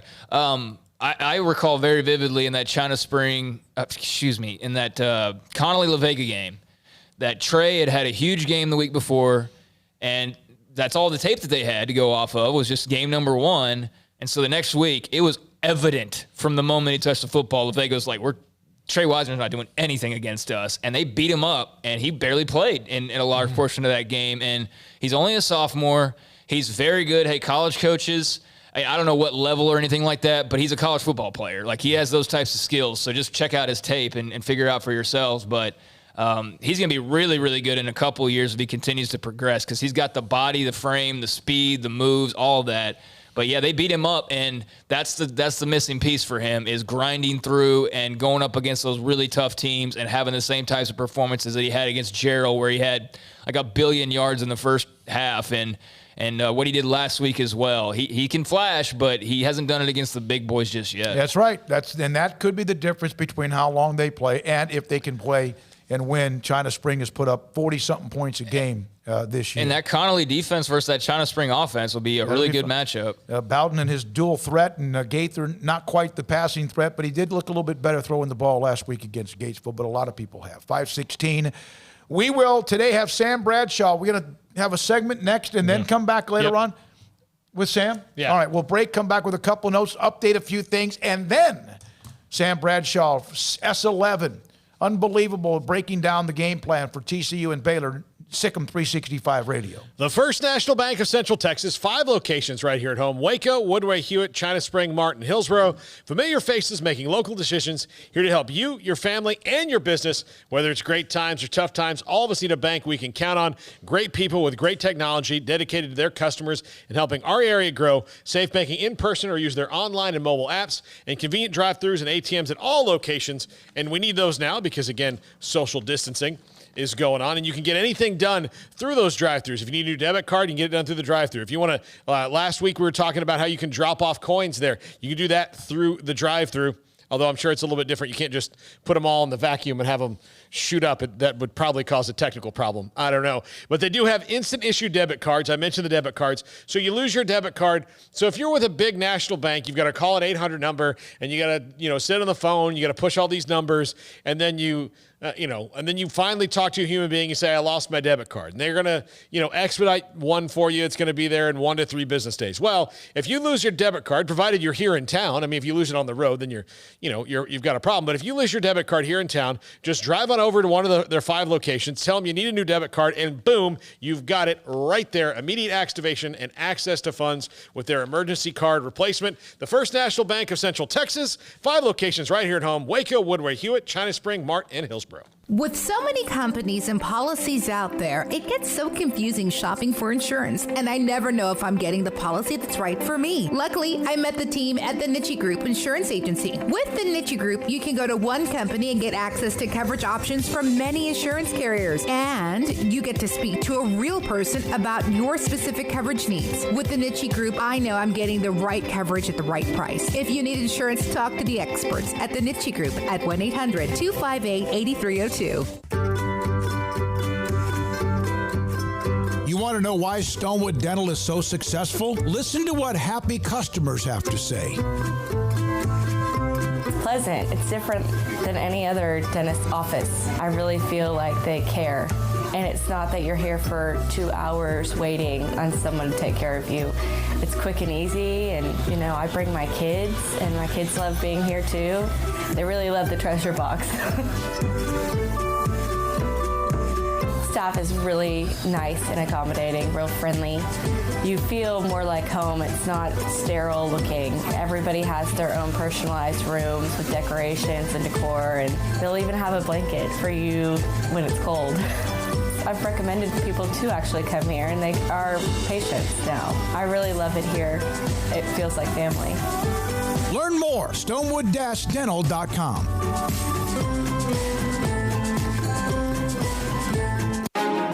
Texas board-certified personal injury trial lawyer and Baylor alum David Willis and Baylor alum Parker Willis are ready to help if you or a loved one has been wrongfully injured in an auto accident, SUV rollover, industrial accident, 18-wheeler crash, or were seriously injured by a defective product or recall drug. Call them for a confidential and free case consultation at 1-800-GOT-HURT or visit them at texastriallawyer.com. Principal office located in Houston, Texas.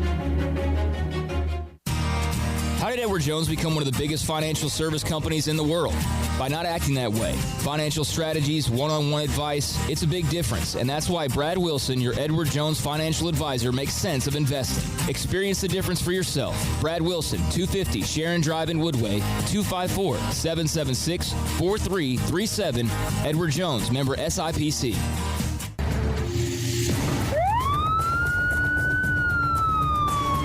If you or a loved one or friend has been arrested and you can't afford bail, trust Terry and Chase Chapman at Chapman's Bail Bonds, covering Waco and McLennan County for over 25 years. Chapman's can bail you out anywhere with experienced, knowledgeable local agents who are committed to serving you professionally, respectfully, and with the highest integrity. Chapman's understands your privacy is important. Your freedom can be secured fast when you use Chapman's Bail Bonds.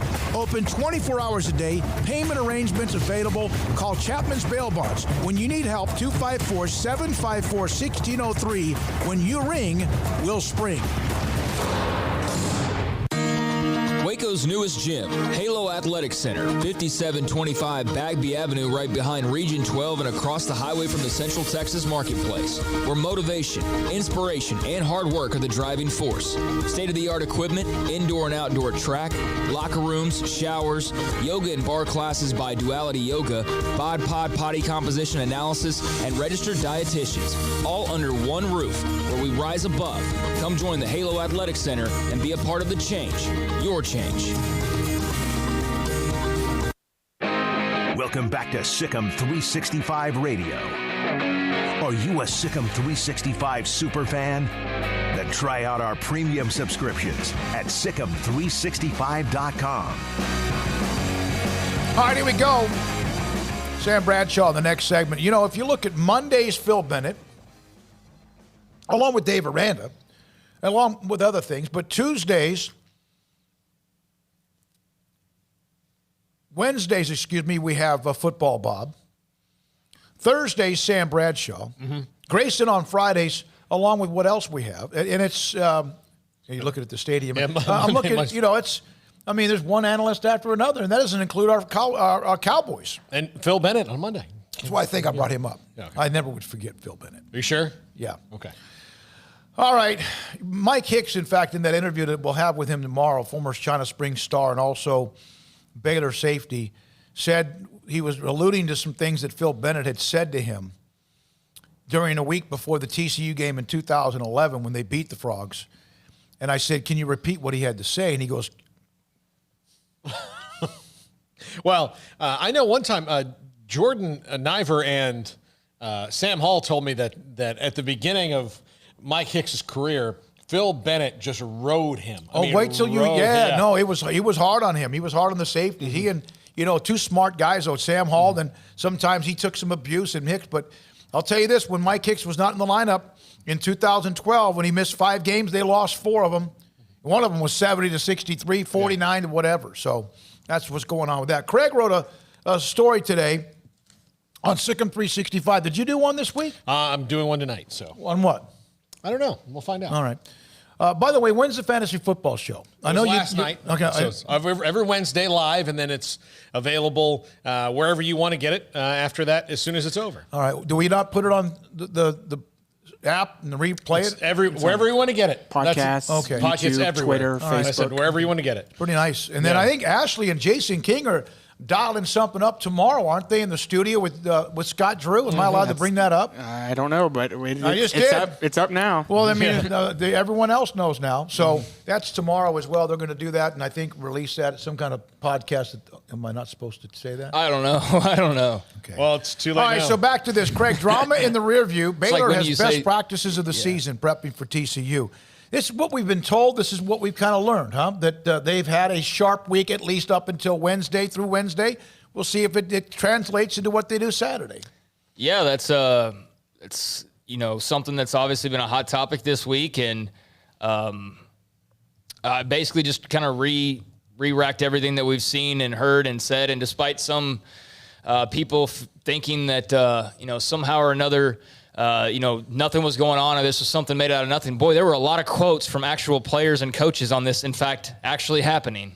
Strange. It's weird how many comments they had over something that didn't apparently happen. But, I just wrote about how they were all basically moving on from it and what they had to say, and just now it's on to TCU. But just a lot of different quotes and some of my own words as well in there, just kind of talking about how this might turn out to be a good thing in the long run. Well, they need a win. A win helps soothe a lot of the emotions, calms down a lot of things. Look what it did maybe for UT. Even the players stood after the game and did the eyes of Texas, whether they wanted to be out there or not, after they had a week and a half, 2 weeks of juggling back that hot potato.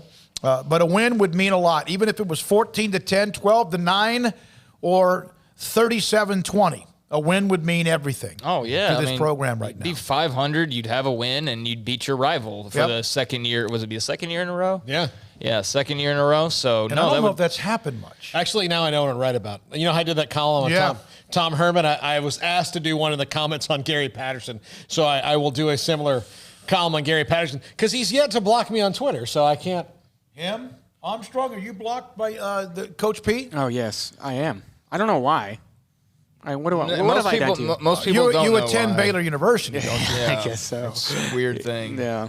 Yeah, and I don't think I have not been blocked, but I haven't really followed him at all lately. I mean, it's been a while. I'll tell you the one story. I know I reached out. This is when it was bad. But I remember when Pat Colbert, who now is a coach with Coach Briles at Mount Vernon, his mom and dad's house burned down. And randomly, out of nowhere, Coach Patterson sent me, I believe it was an actual text to my phone, and asking me how he could help the Colbert family, which, again, that's one thing. There's a lot of things he's also done that have been, at times we could just describe it as whatever you want. But that was kind of nice. And Pat Colbert now is a part. Mount Vernon was beaten last week by Winsboro on a last-second field goal. First loss of the year for Coach Briles. Oh, really? Didn't know that team. Yeah, they lost 30-28 to Winsboro on a field goal that was debated. But Winsboro wins it 30-28, debated by, of course, if you lost. When we come back, Sam Bradshaw, Baylor and TCU. What do we have in store for us, and what must each be able to do with what they do the best, if anything? That's next on SicEm365 Radio. Richard Carr, Buick GMC Cadillac. The summer savings event continues on right now at Richard Carr, and they continue to have a lot of great deals. Thousands of dollars off a variety of different vehicles. In fact, thousands of dollars off all 2020 vehicles that are on the lot right now, and that includes the smooth, quiet ride and first-class interior that you can find in a GMC Sierra, the best truck on the road. During Richard Carr's savings event, qualified buyers can score $9,000 off a 2020 GMC Sierra at Richard Carr. You can also get $10,000 off the versatile and nimble Buick Encore for only $19,900. The three-row Buick Enclave also available, and also an amazing value in a luxury SUV. During the kickoff savings event, again, all 2020 models are priced down and have thousands in savings off as well. So check out the line of Buicks, and especially that $10,000 off the three-row Buick Enclaves. And they've also got the line of luxurious Cadillacs. You've got the XT4, XT5, and the full-size 7-passenger Cadillac XT6. Right now, you can save $2,000 on all of those vehicles. Plus, they've got the 2020 Cadillac XT4 starting at $34,690 at Richard Carr, or find one of the best sedan values on the market with the exhilarating 2020 Cadillac CT4 sedan starting at $32,995. It's the kickoff savings event at Richard Carr. Score huge savings right now on all vehicles in stock. Go to richardcarr.com or see the deals at Highway 6 and the Imperial Exit, or give them a call and they will bring the test drive to you. At Baylor University, students can shine in their own way. Or should we say their own ways? Because there's no limit to the ways Baylor students make the world a brighter place. Whether they're leading a student organization or following a higher calling, getting advice from faculty, or taking part in world-class research, pursuing their dreams, or working toward their dream job, students find their place to shine at Baylor, where lights shine bright. Stepping into a new pair of boots is great, but stepping into the boots of a U.S. Army officer can also add confidence and leadership skills to your son or daughter's career path. There are more than 150 occupational specialties to help them find the best fit for their future. See all the things your son or daughter can achieve in our boots at GoArmy.com. U.S. Army Waco Recruiting Company, 254-598-8131 or 254-776-1543. From the first workout to the last practice, sports is an incredible and rewarding challenge. Hi, everyone. This is Dan Ingham with the First National Bank of Central Texas, and we're proud to support each athlete, every parent, and our educators. From families, small businesses, to the biggest industry, we're here to help. With remarkable products like mortgage lending, we've got banking ideas that fuel big dreams.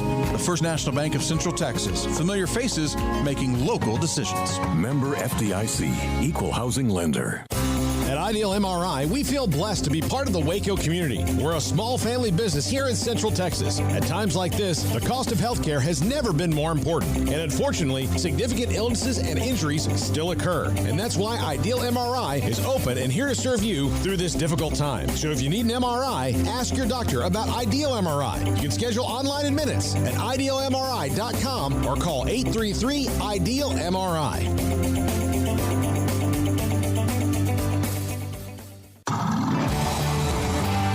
It's the heat of the summer, but the real heat is what you're cooking on the grill, smoker, or in the oven. So Waco Custom Marketplace can be your go-to playmaker for summertime grilling. You can't go eat anywhere else? Be your own chef with custom ordered and cut ribeyes, sirloins, fillets, New York strips with a focus on high-quality beef at a competitive price. Waco Custom Marketplace also has fresh deli cuts with sliced turkey, ham, pepperoni, or corned beef. Waco Custom Marketplace also your home for the freshest seafood in town. Salmon, shrimp, mahi-mahi. Great priced chicken products, whole birds, tenders, chicken breast, and wings. Waco Custom Marketplace with smoked items unique to Waco. House-made bacon, summer sausage, boudin, hot links, and German sausage. Every seasoning for every occasion, grilling, baking, or frying. Your hometown grocery store with canned goods, pasta, fresh baked bread, buns, chips, sauce, condiments to pickles, charcoal and lighter fluid, cold beer and wine. Best kolaches in Waco, mouth-watering cinnamon rolls, and here for the community every single day, helping you avoid the long lines in crowded stores, serving quality products to the Waco community. Go online for the weekly value boxes. Family owned and operated Waco Custom Marketplace, 425 Lake Air Drive in Waco, or WacoCustomMarketplace.com. Riverbend Liquor and Wine has their easy-to-access drive-thru open and convenient and clean in-store location on the corner of Lakeshore Drive and North 19th Street in Waco. Riverbend Liquor has the best and most extensive variety of craft beer selections in Waco, and Balcones whiskey, including single malt, pot still, baby blue, rye, brimstone, and the all-new lineage in stock. Riverbend Liquor and Wine, family-owned and operated, and a hidden gem in Waco on Lakeshore Drive and 19th Street. And find out more on Facebook and Instagram. Welcome back to SicEm365 Radio. Brewer over the middle. He's got a man in stride. And walking into the end zone is Josh Fleeks with the touchdown. It's time for our weekly segment with Sam Bradshaw of SicEm365.com. I gave you an update at the start of the show. The Big 12 media, the Big 12 coaches poll, the preseason poll came out. Baylor with 79 points among the voting. KU with 73. West Virginia, Texas, Texas Tech, Oklahoma, Oklahoma State, Iowa State, TCU, and Kansas State. Also gave you an update on Dede Richards that she is having to be somewhat assisted as she's trying to walk across the campus or wherever she's going right now because of that collision with Moon Ursin. It's a process that could be tomorrow she wakes up and everything's fine, and it could be a couple of months for her comeback. So again, continued prayers to Dede Richards and Moon Ursin as they collided in practice this week. All right, we're now joined by Sam Bradshaw, S11 on the site, on Twitter as well. And Sam, so we did this earlier this week, maybe even yesterday. How many points wins this game on Saturday between Baylor and TCU? Well, if the TCU-Kansas State game is any indication, I think 15 would do it. I said 12, so. Yeah, I said 2021, so, I mean, we're not all that far off. And I said 23, and last year, if somebody would have scored 10 in regulation, they would have won it, right? So, man.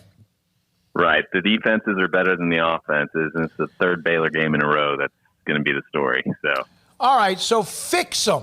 How does Baylor, with what's gone on, that we've heard it's been at least a full week of bodies, and perhaps we know 2 back-to-back practices. We've at least gotten word that have been pretty good.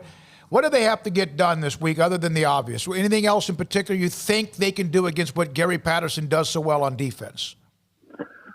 Well, the thing with Patterson, one of the interesting things that happened over the last few years is he's always been with his 4-2-5 scheme, but he's gotten smaller and lighter in order to get a lot faster on defense. And that presents some size matchups you might be able to either run the ball against, or you might be able to match up Ben Sims, the tight end, against some of their safeties. I mean, their boundary side safety, their weak safety, Ardarius Washington, he's 5'8", 178. You know, depending on what formations you set up and what leverage you expect to get, you could potentially wall him off.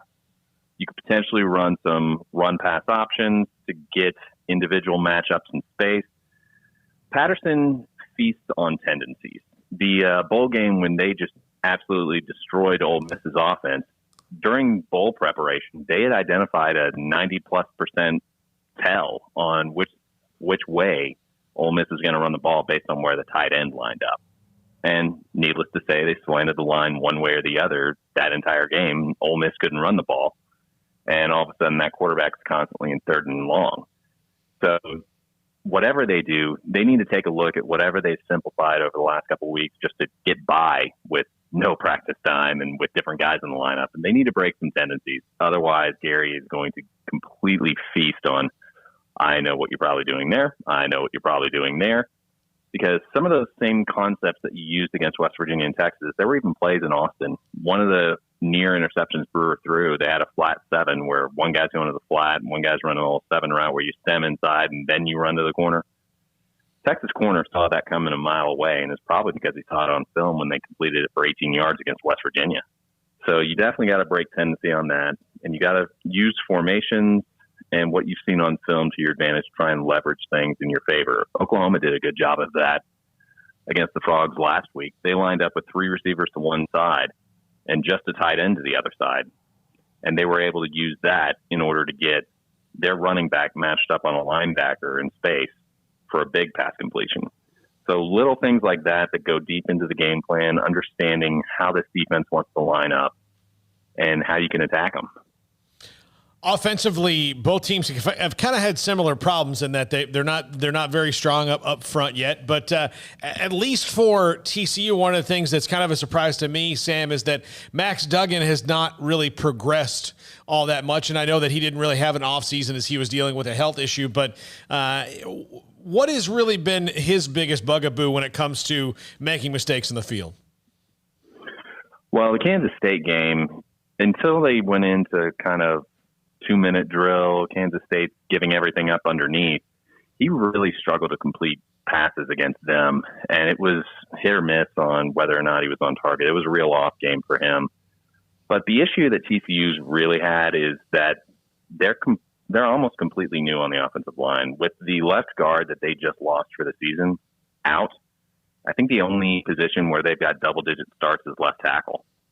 And that's going to create some issues. And remember, Duggan's only in his 2nd year out of high school. Kid's really athletic, but when you're constantly getting hit and when you've got some young receivers, it's going to create some issues for you. Max, I'm sorry, Max Sam. I was thinking of Max Olson earlier. My bad on that. Sam, when you look at the weapons around Duggan, I mean, clearly there's no Jalen Reagor anymore. It just seems a little bit different. I remember Baylor recruiting Barlow and Foster, and I watched Quentin Johnston at Temple. Amongst those guys and others I may not have mentioned, who are the big threats offensively for this Frogs offense? Well, that's the thing. Athletically, for both Baylor and TCU, you've got guys that when they break into the open field can take it a very long way on you. And you can even throw Duggan in there. I mean, guy tested like a really good receiver coming out of high school in terms of speed and agility and jumping. You know, Tay Barber is a guy that's got some really good speed for him. Pro Wells at the tight end spot had a couple big plays against Baylor last year, had a really bad drop against Baylor last year, actually. He's a guy that can be kind of that 6'4", 250 receiver in a tight end's body that you can go and do some interesting matchup things with. I know one of their young running backs was a guy that Baylor's director of scouting under Rule, who posts on our board a fair amount, James Blanchard, was really high on, but they had Tay McWilliams committed, so they didn't go too hard after him. But Kendre Miller is a guy that has a ton of upside for him. And then you've got, you know, Zach Evans, the elite recruit. Barlow's gotten a lot of work. DeMercado's good. The skill positions is not their issue. Their issue is their passing game really hasn't gotten on the same wavelength. And a lot of that has to do with the fact that Duggan's just taking a lot of hits behind this really young and shaky offensive line. So there has been a debate, and really it's been throughout the year, about the Baylor passing game not being able to stretch the field. They have been through different offensive lines in all 3 games. There's a concern about whether the wide receivers are getting separation, or does time have time if they do to throw the ball, or can Charlie get it to them or whatever. Sam, what do you see with what's going on? Because they're not taking shots, and that's not really what Charlie Brewer's game has ever been. That doesn't mean he hasn't hit some big passes, but what do you see as what is going on with the passing game? Well, it's a number of issues because anyone who says it's just one thing is not taking a detailed look at it, in my opinion, because there are certainly some throws where you're like, all right, Brewer didn't look like he quite had it all on that compared to where he'd been in prior years. But then there's also some passes where people citing that viewpoint point to, and all of a sudden I'm like, yeah, but he hit one a little longer than that just a couple snaps ago. That was a bad pass, you know. So it's a little bit of that, but the protection has been an issue, so we can't let that slide either. I just think it's a disjointed offense. I mean, Brewer is never going to be Patrick Mahomes where he can be dead sprint and throw it 60 yards downfield and just make it look easy. And I know that's an exaggeration of the point. I'm not saying that you need that to be a lot better than they're at. But at the same time, what he does well in terms of getting the ball downfield, they've got him in there because they believe he's the best option. And from there, you've got to build around what you think your best option is. Fans can disagree with that, but fans also don't see these guys every day in practice. There's a number of rival fan bases that have constantly clamored for put this guy in, put this guy in, put this guy in. It doesn't happen that year. And then the next year when the guy they wanted benched is graduated, they put the other guy in and they go, oh, so that's why we didn't see him. Yep. You know, so it's a little bit of a number of factors. I mean, there was a play against West Virginia where running back missed his block. I mean, carried out the play fake a little too long. Brewer's on the ground as a post route is coming wide open, something you could use the kind of throw that Brewer's been able to hit this year and hit reasonably well, but can't make that throw when you're on your back. So it's a bit of everything. I mean, there are times when the receivers need to get more separation. There's times when Brewer just locks in on the wrong guy and doesn't go through a progression. There's times when he grounds a dig route. I mean, it's the blame's across the board here. He does limit some things, but he also extends other things. And if he's in there, the coaches believe he is the best option. Sam, could you make the argument that we really haven't seen Larry Fedora's scheme yet? We've only seen parts of it? Well, I think you've seen the general approach of what he's trying to do. But as far as the bells and whistles, and as far as actually being able to get guys repping what they're going to do in the game plan and really just have a full deck of cards to work with, I don't think we've seen that yet. And I think you'll see a lot better offensive performance on the back half of the season. You know, you're actually getting your offensive line to work together. You know, you got more reps and you're not looking over your shoulder going, all right, which quarter of our roster is going to be missing this week? What did you see in a couple of those breakdowns that UT hit for big passes last week? Well, I saw a secondary that hadn't practiced together all week. Right. And, I mean, you have a tight end running free up the seam and nobody in the middle of the field. You got a receiver running free and nobody in the middle of the field for 119 yards. And that was 10 of Texas's points. You know, those are the kind of breakdowns you don't expect to see from an Aranda or Roberts defense. And I saw few, if any, of those when I was doing my film study of them in the off season. I'd be very surprised if those persisted. It's unfortunate that those combined to put Baylor behind the eight ball in a game that they were right in and was very winnable, you know, but those are the breaks and you got to clear it and come back and get ready for TCU. I've said this, and I don't know, both teams are capable of this, that 2 years ago, TCU won because of two long plays from Jalen Reagor, including a punt return. Last year, well, it was just an unbelievable game that went into how many overtimes? It seemed like forever. On a catch by Hunt that was insane. That's also a game in when Charlie Brewer ran over somebody at the goal line to extend their season or extend the opportunity. Max Duggan, you think, goes out of bounds? That was over, right? Yeah. And then you find out he stepped out of bounds, and then they don't get it up. So is this going to come down to a game where whoever returns a kick, a punt, or a block kick, or a punt, or maybe a defensive touchdown, that extra 7 points, or set up a short field for a field goal? Is that enough? Those two, not the 10 points, but you get those added into maybe a 1 or 2 drives and you win the game? Yeah, it's going to be one of those because I don't trust either offense against these defenses to mount anything consistently. I think both defensive staffs are very good at disrupting an offense, whether it's with line movement, whether it's with blitzes, whether it's with changing up your coverages. Both staffs are multiple enough and do enough to really get an offense off their center.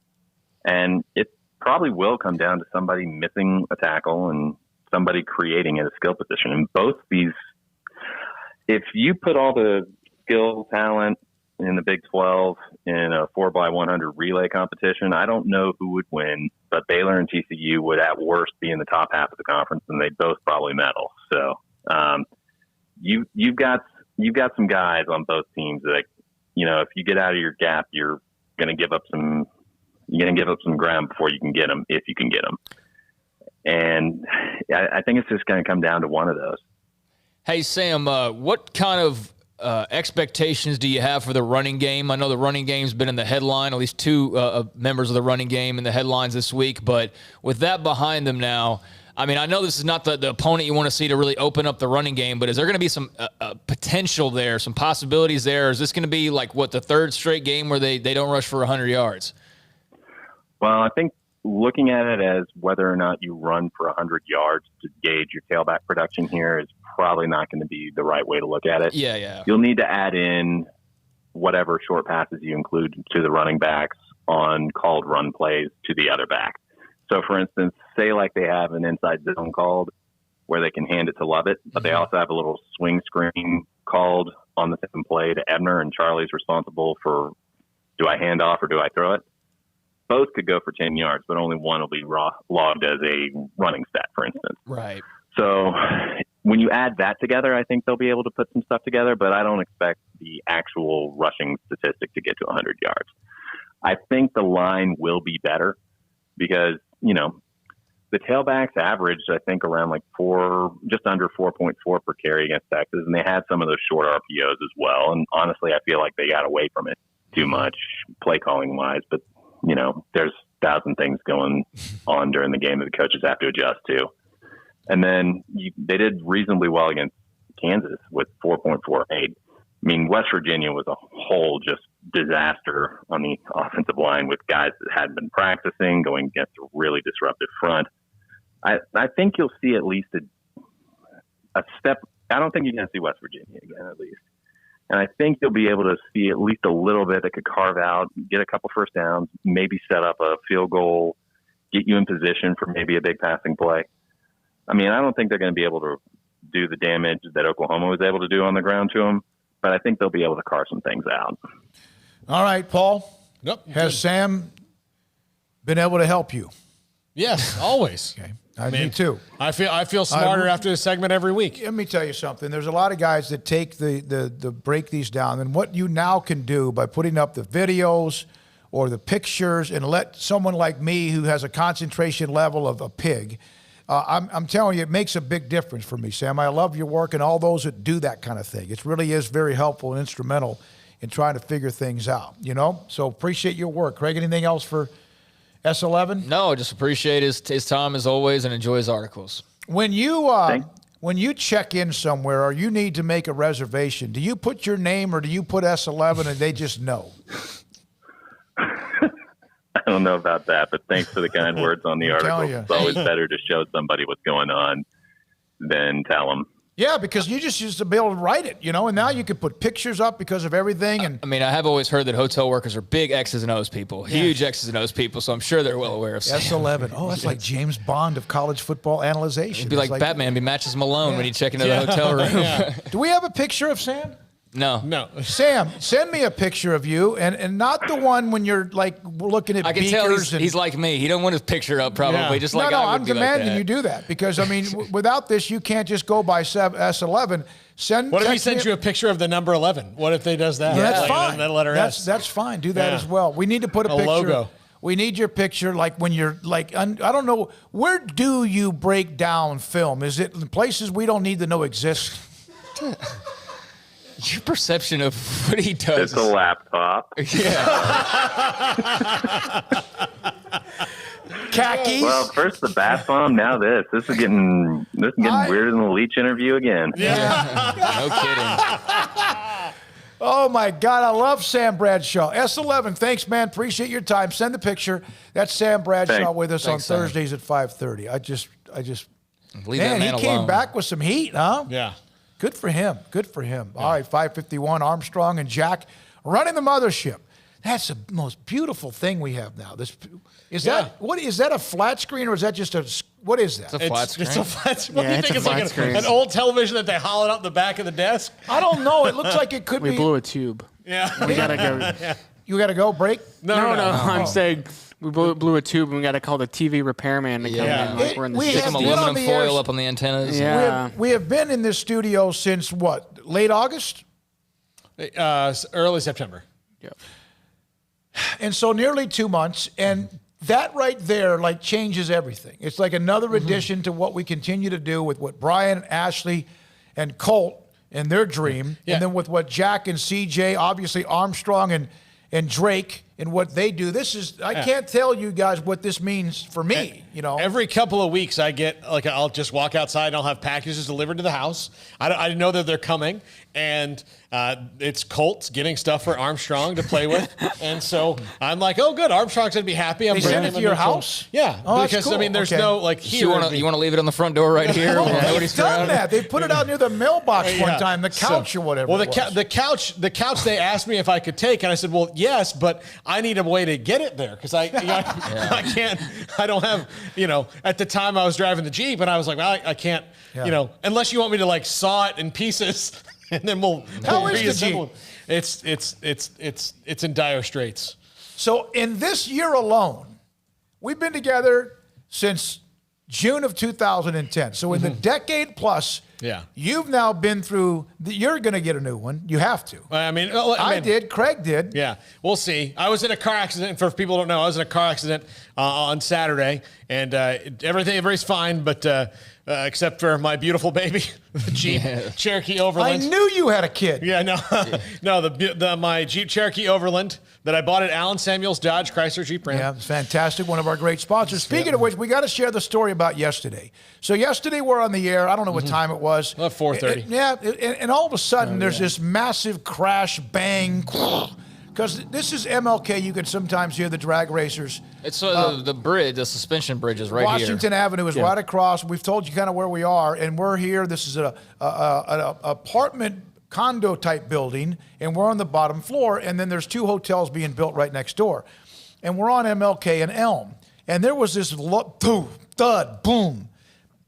We walk out the door, and you're talking about it was a T-bone, right?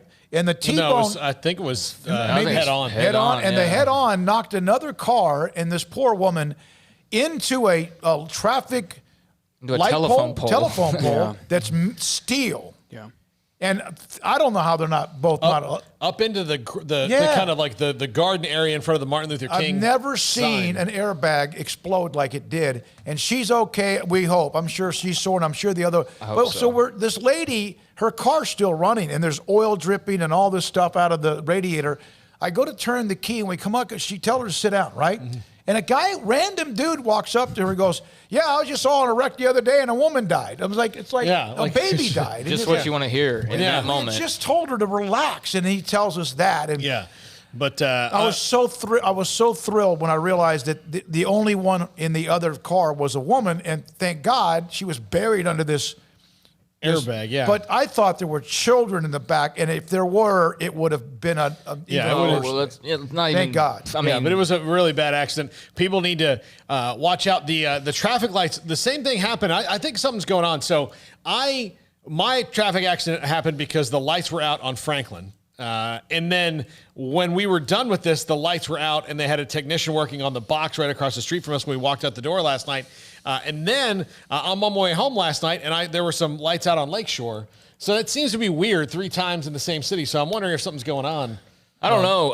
Just keep your wits about you. Yeah, I don't know. I mean, they're doing so much work right now on just everything in general. And I was telling you earlier that apparently the frontage roads is part of the big TxDOT project that's supposed to last for years and years. The frontage roads are about 75% done right now. The main lane's 30% done. and the overall project is 36% complete. So we're getting to the halfway mark, slowly but surely. But yeah, a lot of that construction, I think, is just causing problems all over with lights going out and traffic and all that. The worst parts, and there's a lot of them, and then they're doing whatever they can. You talk about like basically molecule by molecule of what they're trying to do, pieces of dirt by pieces of dirt. University Parks, that right there being all stopped up, and then the one on at Lakeshore. Well, Belmead's on 35. terrible. Is it? Belmead, well, yeah, that's Lakeshore. Yeah, that's okay. Yeah, that's. But Belmead's like where you just come to a complete stop, basically, for no reason, mind you, really, other than, I mean, I guess there is the issue of people coming on, and it's like people just. You get that person who's like too scared to go, and then that just log jams everything else. It reminds me of where the tollway hits 35 in Dallas, where there's no reason why that road there's no reason why that shouldn't be bigger. Rounding that curve. That is the worst. Yeah. So there's actually I think they're construction. They're doing construction on it right now. Yeah, I'll get on Waze when I'm there, coming back from Frisco a lot of times to the Star, and I will see the alternate route around it and often take it because I don't want to sit on the overpass and the tollway for 20 minutes. Yeah, well, that's where we are as far as project time goes. And, I didn't realize hopefully that young lady who was the victim in the crash, from what we know. Hopefully she's okay, 'cause she was really, really rad. Her name was Rainisha. Rainisha, yeah. Well, shout out to Rainisha. Hope you're doing okay. I'll tell you this right now, that if you go through Belton now, or excuse me, Temple, and remember what a cluster blank dumpster fire that was. Yeah. And now you go through there, and it's like you're in the Indianapolis 500. I mean, it is. Let's go. Don't do that. What? Because you'll get a ticket. Because it goes from 75 to 65. No, I'm not saying with you should one never. sign You to should tell never go over the suggested speed on any highway. But you can. What I'm saying is that you look at where Temple is now compared to what it was started 10 years ago, and it's going to be cool when it's all done. It was just that we're not done for a while, but it's getting progress going. If they can get those frontage roads done, then that'll make everything a lot easier. Armstrong, did we do okay today? I'm just curious because we have made you giggle maybe at least twice today. Yeah, today was good. Today was good. Jack, I just want to make Jack, sure. Did you pull out of it? I mean, you started 0 for 3. You said you were struggling. And then, what's the guy, Lau from Tampa Bay? He hit a home run. You're okay? Yeah, I thought I would never have noticed the difference. I just want to make sure you know that a speed limit is a limit, right? It's not suggested Well, I've been speed doing this for 10 years. It's not minimum speed. Then why do some stop you if you're doing 80 and a 75, and some stop you if you're doing 75? Because people are different. Well, I mean, in Texas, when you're going the slowest you can possibly go and still be going with traffic is 5 over. I mean, that's how it is sometimes. It really is suggested. It's a safety thing. You be careful here. It's not suggested, though. I mean, it's the limit. It's a speed limit. Just got done discussing the wreck that occurred yesterday. Yeah. Everybody out there drive safe. Is it bad that I don't have airbags in my car? Yes. You know, I didn't have them for the longest time. Let me tell you, both of them did, and they both may have saved both of them. Thank goodness. All right. Yeah. By the way, limit. So when you're cooking something and it says put this in the oven for 45 minutes, you'll be like, you know what? I never do that. An hour and 20. No, I don't do. I'll on purpose do 47 minutes just to go against the instruction. Jennifer Smoke, Fantasy Football League expert. Her team is a win. She needs to get above 500 by more than a game. It's driving everyone nuts. Max Olson, Mickey Spagnola, Jeff Hume, Scott Stewart. Thanks to Sam Bradshaw, S11, no question about it. All of you who are a part of the show today, text, the call, T-Rex, God bless you.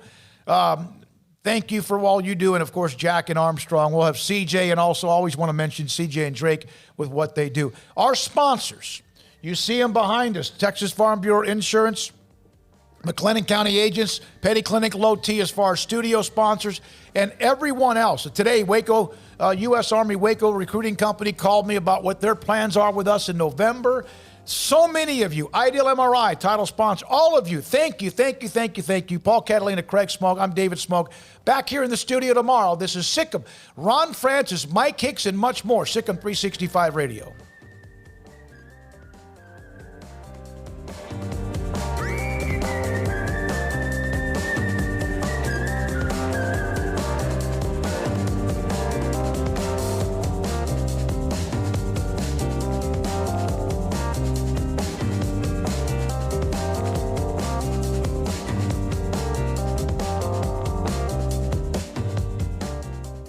Let's face it, some people just like driving around in the nude.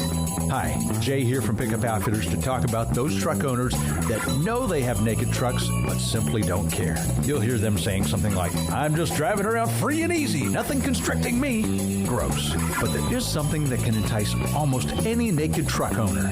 Leather. I mean, they kind of go together, right? And Pickup Outfitters is an authorized dealer and professional installer of cat skin leather seats. So I'm asking you to do your part and help us end truck nudity. The next time you're near your naked truck owner friend, you can say something like, you know what would really be sexy on your truck? Leather. And they'll get that sly smile, and you know you've hit them in their weak spot.